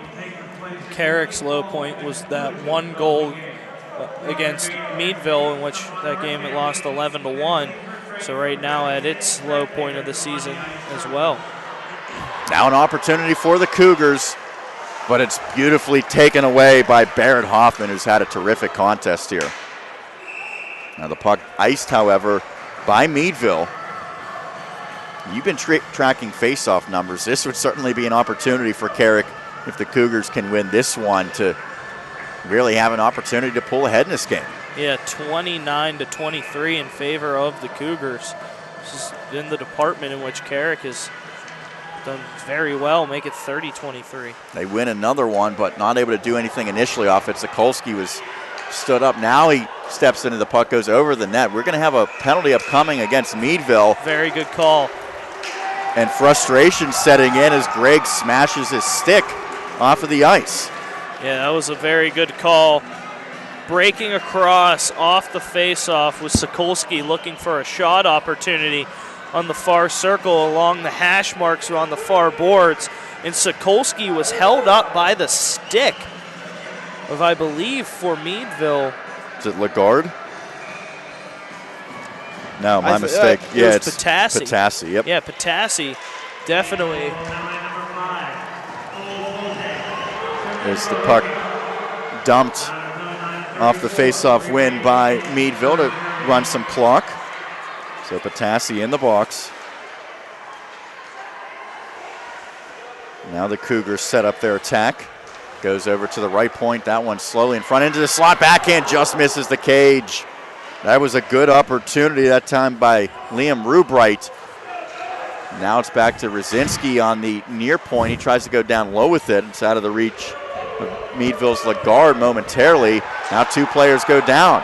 Sokolsky picks it up, shot, and that one pinned against the chest by Eddie Kaufman. That's a big save. Well, great job by Sokolsky to continue to play through the scrum along the near half wall. Dances it into the low slot.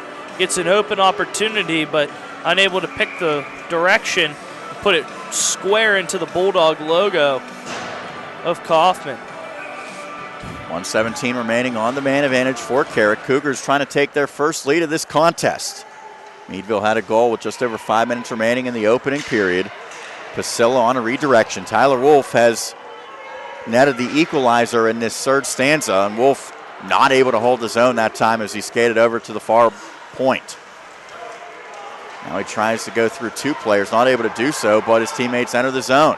Sokolsky lined up a slapper. That one partially blocked, flipped out of jeopardy as Rosinski now picks it up at center red. Plays it to Sokolsky, 45 remaining on the man advantage. Sokolsky whiffs on it. Could be an opportunity the other way. Franz comes in, it's a 2-on-0 with English. Passes English back to Franz, and it just stays out of the net. I don't know how, if that hit the post or if that hit Norkovicus' leg. Norkovicus with a pad save. What a save. Unbelievable. It was a 2-on-0. Maybe a little bit of overpassing, but nonetheless an incredible save by Norkovicus as we have a whistle the other way. What a chance by Meadville, but they cannot solve the netminder for the Cougars. Rosinski made one last-ditch effort to get a poke check off along the near boards in the neutral zone, but it was broken away. Meadville got the puck a little bit too far ahead of itself, went tic-tac-toe, but somehow, someway, Norkovicus with the far pad. What a save. One that could save the game. Eubanks shot that one, just misses the net with traffic in front as it's down to the final 10 seconds of this power play for Carrick. Eubanks will backhand it off of the wall. Well, Meadville is just about set to get back even. He's coming out of the box is Patassi.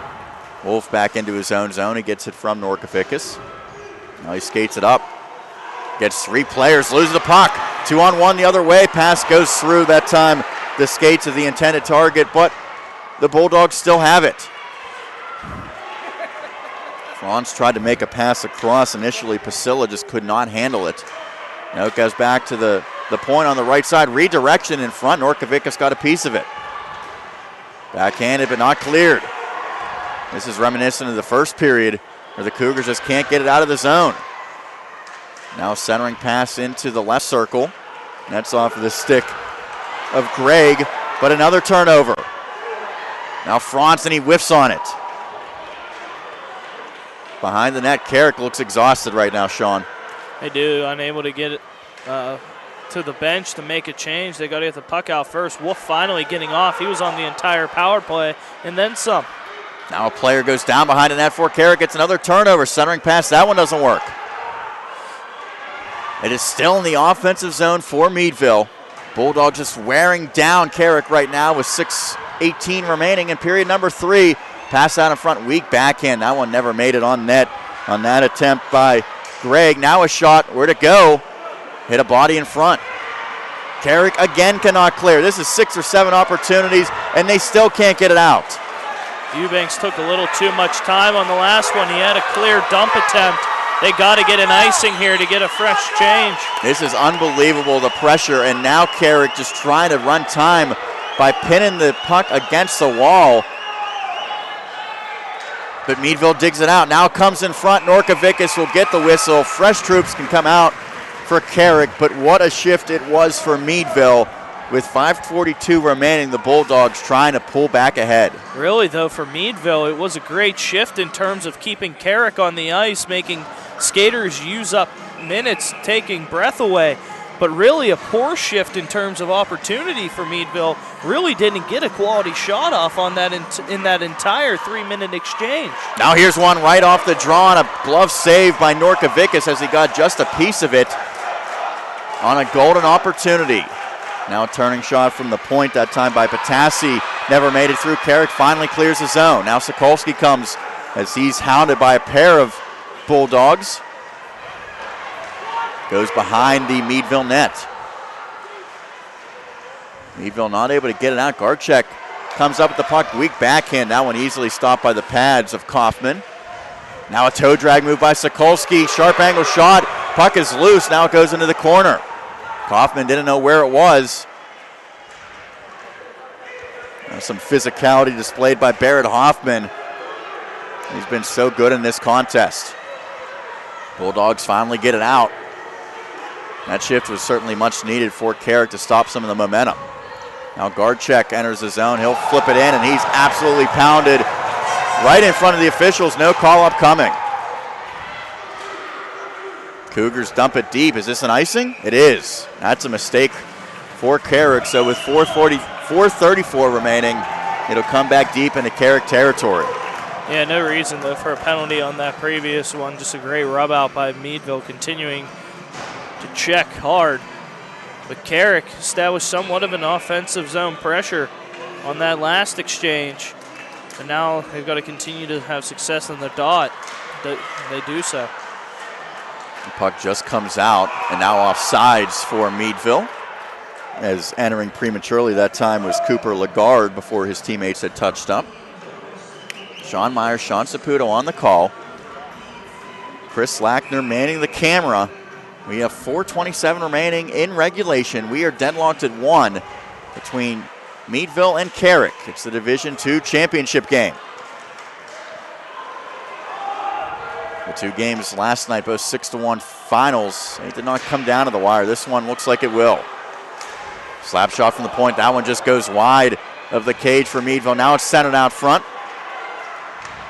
Cougars able to clear it to Wolf. He has a one-on-one opportunity. Now two players closing it behind him. Toe drag. He's in alone. He's taken down.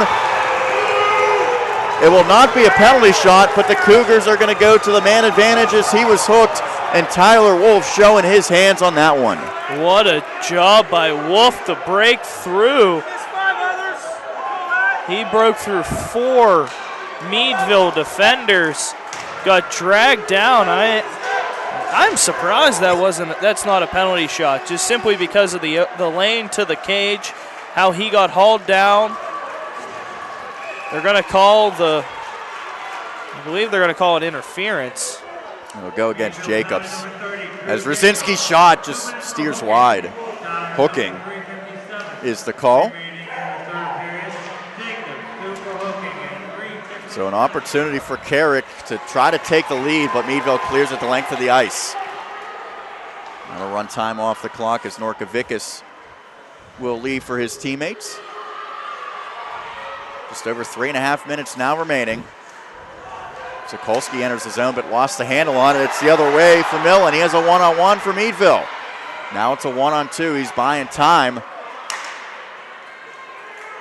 Still has possession of the puck. Now he'll just backhand it in.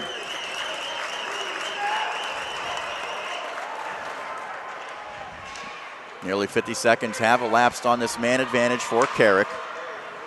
Garchek will enter the zone on the near side. Tried to leave it to Barker, but that was taken away, so played over to the other side where there's no one at the point. As it comes out of the zone, Millen against Rosinsky. Now he's got a teammate open back door. That feed just out of the reach of the intended target for the Bulldogs. So he was trying to get it to Gizzy. Meadville hasn't allowed much on this penalty kill. As again, it'll come out. And now Eubanks steps onto the ice with just 36 seconds remaining on the man advantage. Now he turns it over. It's going to be a breakaway the other way for Franz. He's in, and he's saved by Norkovicus with the pads. That was an easy pad save, though, for Norkovicus. Franz not unable to get a quality move. Comes back to the point. Slap shot deflected on the attempt by Meadville's Patassi. But this power play doesn't look like it's going to yield much of anything for Carrick, as the puck's still in Cougars territory defensively. Now finally set to leave the box for Meadville is Jacobs. And now the Bulldogs enter the zone.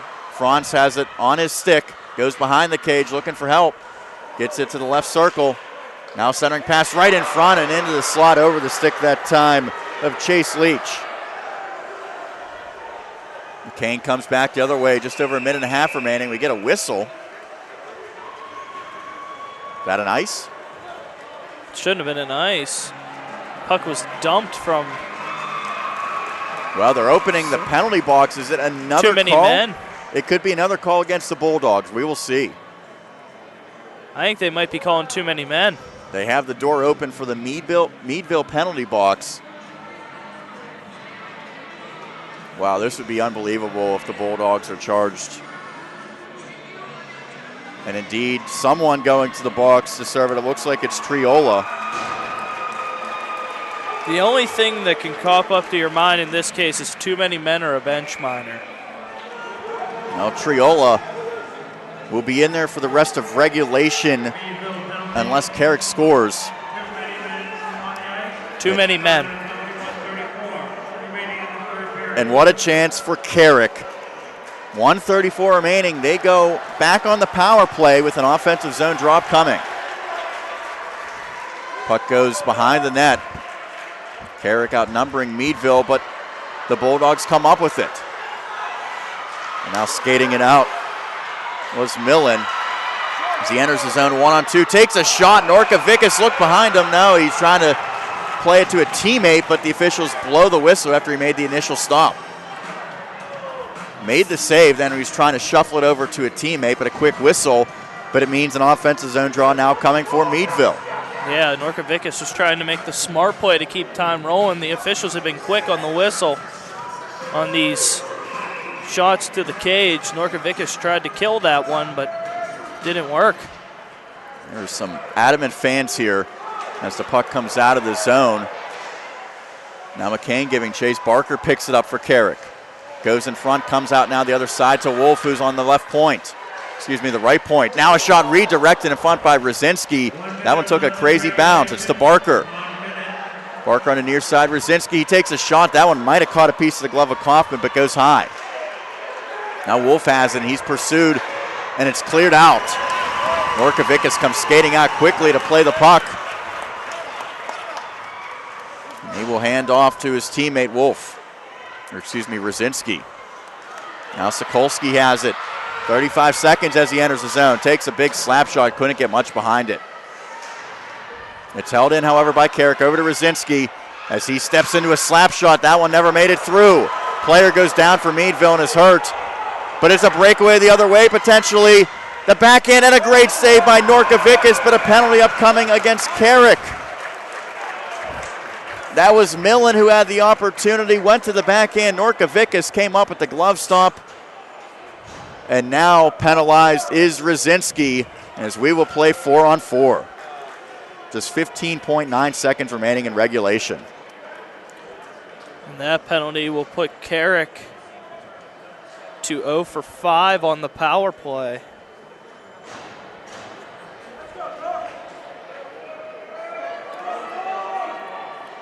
Second time Brzezinski has been penalized. 15.9 seconds remaining. 4 skaters aside. And Carrick just trying to kill clock here, as it's a slashing call. Down to the final 5 seconds. Meadville keeps it in momentarily, but we are going to head to overtime.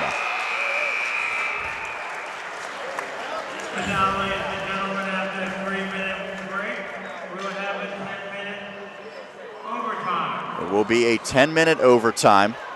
Let's keep it right here. We don't want to miss any of the drama here.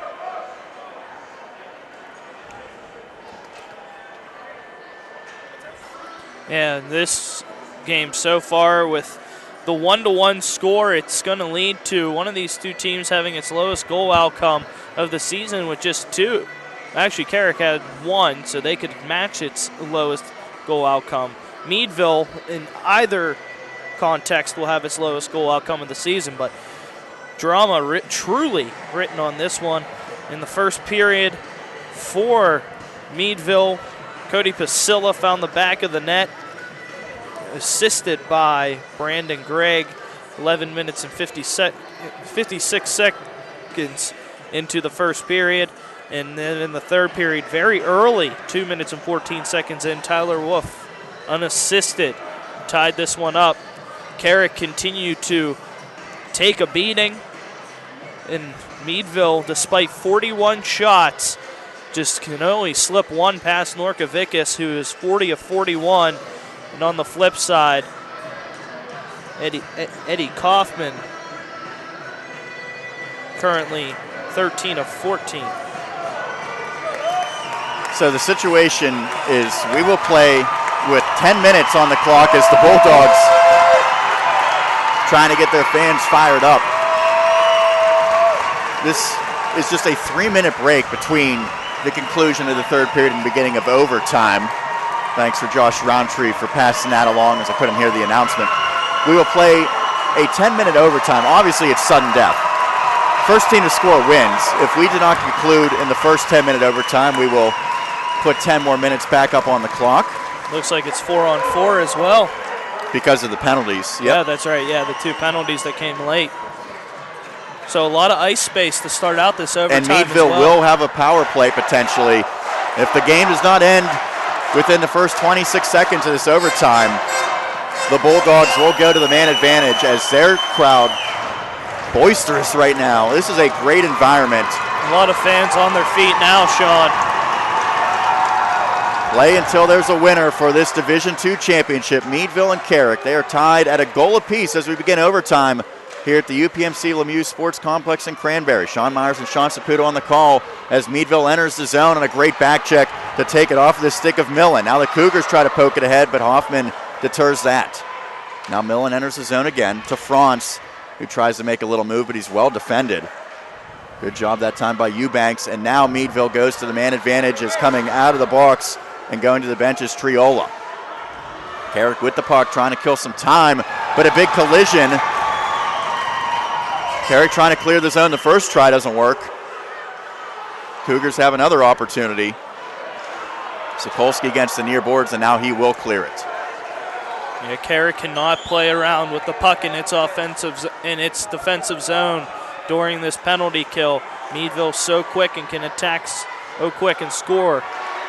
Hoffman enters the zone down the near side as he goes towards the net. Drags the puck with him. Now he's on the opposite side. Goes back to the point, and it's out of the reach. Now good pressure by Wolf as he's trying to force the issue, but he's well defended that time by Drew Jacobs. 30 seconds remaining in the power play. Jacobs trying to go end-to-end, but he loses the handle. Now it's behind Norcovicus, and it's kicked out, and that one will come all the way out back into Meadville territory. Good penalty kill thus far. Now down to the final 10 seconds for the Bulldogs' man advantage. Franz enters the zone, loses it off his stick, but gets right back. Looking for a teammate, but none trailing behind him. As Carrick is now back even as Rosinski onto the playing surface. Back to 5-on-5 action here in overtime. As Tashawn has it knocked off his stick. Who's going to be a hero tonight in Cranberry Township? One of these two teams will claim a thrilling overtime championship victory. As the Cougars try to skate it out, Sokolsky with the backhand will get it deep. A long outlet pass right into the stride of Gizzy, who picks it up on the far side. Low angle shot, that one steered away with the paddle by Wolf, but it stays in the zone. Now it's backhanded down low. Collision as the Cougars try to get it out right back to the point. Redirected in front, just hits the outside of the net. Now a centering pass. Did that clear the zone? Doesn't matter. Now Carrick on the second try gets it out. Brzezinski skates in as he's taken down hard. And the puck into the netting and out of play. Well, that's a heck of a penalty kill by Carrick against what had been a potent power play for Meadville. 0 for 3 now, Meadville on the power play. And Sean, the one thing, the way these two goaltenders have played this evening, both Kaufman and Norkovicus, the last thing you really want to see in this with this atmosphere is a sloppy goal finish one of these teams' season as a runner-up. That's often how these games end, however. As Millen enters the zone. Low shot, that one wide of the cage.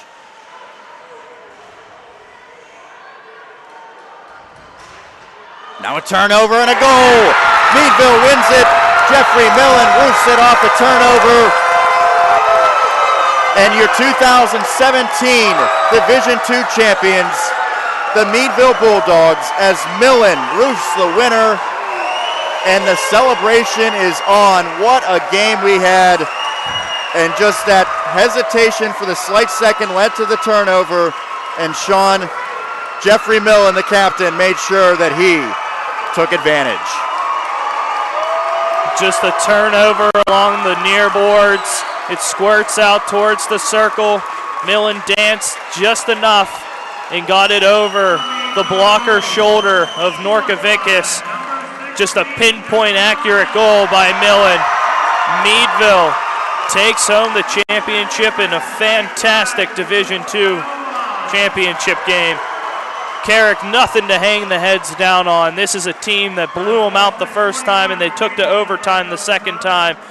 Played them to what was Meadville's toughest contest all season long, allowing Meadville, a team that came in averaging 10.3 goals per game, to just 2 goals. You have to give Carrick, and especially Nathan Norkovicus, a round of applause. Kudos to both of these teams in a fantastic championship game. What a game it was. We will step aside to catch our breath. We'll be back with the scoring recap with 3 stars and our final thoughts.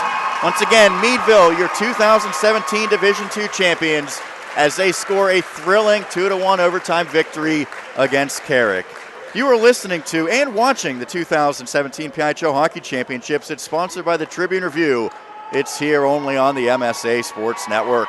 In full swing for yet another season, and Inside of the PIHL Wrestling Circle is here to cover it every step of the way. But to bulk up our coverage, we had to bring in some help. Buddy the Elf, what's your favorite color for the town? No, not that help. Instead, we turn to the Pennsylvania Wrestling Man of the Year. I'm Jeff Upson of PA Power Wrestling. Each week we will break down the matches, the tournaments, and more to give you the most in-depth analysis of wrestling like you've never seen before. Listening to Inside of WPIHL Wrestling Circle every Monday night at 7, only here on the MSA Sports Network. Hit the ice at Mount Lebanon Ice Center, offering the most comprehensive instructional programs in the area, including hockey, figure skating, and learn-to-skate classes for all ages and ability levels. Classes start soon along with senior and developmental hockey leagues. Mount Lebanon Ice Center also hosts Friday night teen skates and Friday after-school skates for younger children. Birthday party packages also available. Mount Lebanon Ice Center, serving the South Hills for more than 35 years. Call 412-561-4363 or go to mountlebanon.org. Chatham University in Pittsburgh, Pennsylvania is located on a stunning campus in the middle of a city of 70,000 college students. We offer challenging academics with over 40 majors, superb career preparation, and over 60 clubs and organizations. From the Literary Magazine and Drama Club to the League of Student Voters and pre-professional organizations. We also offer 16 Division III men's and women's sports, including men's ice hockey, starting in fall of 2017. For more information, visit chatham.edu/explore. What a game it turned out to be as Meadville celebrating on the ice. The Bulldogs claim their first ever Division II championship to go with the many Penguins Cup trophies that they have hoisted. I'm Sean Myers alongside Sean Saputo here at the UPMC Lemieux Sports Complex in Cranberry Township. Chris Lackner doing a great job manning the camera. Sean, we saw a thriller. Meadville had not lost all season. Well, they found a way to keep that streak intact, but their toughest test to date as they outwit Carrick 2-1 in overtime. Jeffrey Millen scoring a terrific goal for the winner. Yeah, it was a well-played game by both sides. Meadville, the offensive dominance. Carrick, superb defensively throughout the game, keeping Meadville on its heels.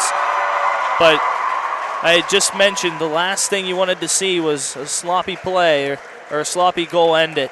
And unfortunately for Carrick, a turnover changed the complexion and gave up the goal that won it for the Bulldogs.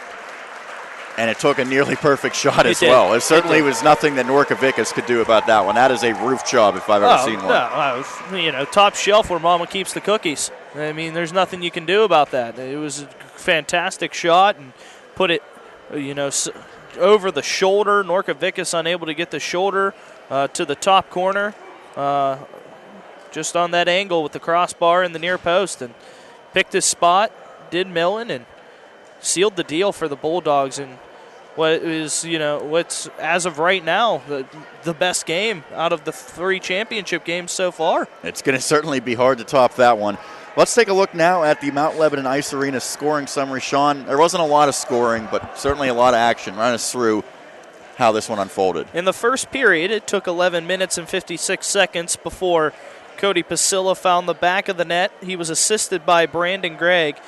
It was 1-0 Meadville at that point, and it would stay 1-0 Meadville over the next 27 minutes until in the third period it was Tyler Wolf with an assisted goal, beautiful goal with a couple moves past some Meadville defenders, tying the game at 1, 2 minutes and 14 seconds in to the third period, and it remains 1-1 throughout. Overtime comes around, and Meadville off a turnover by Carrick in its defensive zone. It was Jeffrey Millen assisted by Luke Triola, and Meadville, for the first time in program history, Division II PIHL champions. Remember, this team had to leave the PIHL not too long ago after the 2009-2010 season. They returned for the 2014-15 campaign, and they found themselves in familiar territory, claiming gold. And certainly there was a lot of heroes in this game, but I've given you the task of picking out the top 3 for the Chatham University 3 stars of the game. Yep, Chatham University 3 stars of the game. Third star we'll give to Cody Pasilla, who had the opening goal for Meadville that started the scoring, and that not the most important goal of the game, though, for Meadville, but important nonetheless, as that is the ultimate deal breaker. The second star, I have to give it to him, Nathan Norkovicus. 41 for 43 between the pipes for the Carrick Cougars. A fantastic job by Norkovicus to keep Carrick in the game all evening long. So I have to give the second star to Norkovicus just for the superb job he did. And there's, without a doubt, no question to who the Chatham University first star of the game is. And that, hands down, Jeffrey Millen, the shot to win it for the Bulldogs in overtime. Millen, Norkovicus, Pasilla, 1, 2, and 3, third stars respectively, sponsored by Chatham University. So I just want to get your final thoughts now. We've had a chance to catch our breath. A game that probably a lot of people did not think was going to be that close when you look at what these teams did throughout the season. Carrick was a very good number 2 seed, but Meadville seemed like an unstoppable freight train. Well, certainly the Bulldogs had to earn this one. Has to be disappointing for Carrick. 3 consecutive years they finished as the runner-up, but I think this might have been their best effort the entire season. Unfortunately for them, they just couldn't find a way to pull it out. Carrick laid it all on the line and did everything that it absolutely had to. It took Carrick a little too long to get those quality chances that they really wanted to get, but when Carrick finally started getting them, Kaufman was up to the task for Meadville. But on the flip side, if you're Meadville, just a all-around great game, just established a physical sense of play early on, brought that for the entire 51, and then however much time passed in overtime, 3:16. So I believe it was 3 minutes and 16 seconds into the overtime, 19. So for the entire 54 minutes and 19 seconds, Meadville established a physical sense of play and just took as many shots as it had to on the net. before it, sealed the deal and found an opening. And it was a one-timer and a redirect that beat Norkovicus the first time, and it was a beautiful pick-your-spot shot that Millen had to hit, and he did so. So both teams laid it all on the line, and you couldn't have asked anything more from both of these teams this evening. Reminder that we will have comprehensive coverage. Of course, Josh Roundtree, the social media ambassador, has been a great job with the Twitter and Facebook for this game. We're also going to have all the photos posted. I want to thank Chris Lackner for the great job he did manning the camera for this video portion of the broadcast. And we will also have a center stage interview and an article up in due time to wrap this one all up. But there's still more hockey to be played, as we will be turning it over to the dynamic duo of Steve Nagler and Corey Campano, as they will have the AAA championship upcoming between Central Catholic and Peters Township. That'll be right here on the MSA Sports Network as well. But it's time for us to wrap up the Division II season, as we have crowned a new champion, the Meadville Bulldogs, a 2-1 victory over the Carrick Cougars. For my broadcast colleague, Sean Saputo, this is Sean Myers signing off. Once again, you've been listening to and watching the 2017 PIHL Division II Hockey Championships. It's been sponsored by the Tribune Review, and it's only here on the MSA Sports Network. Good night, everybody.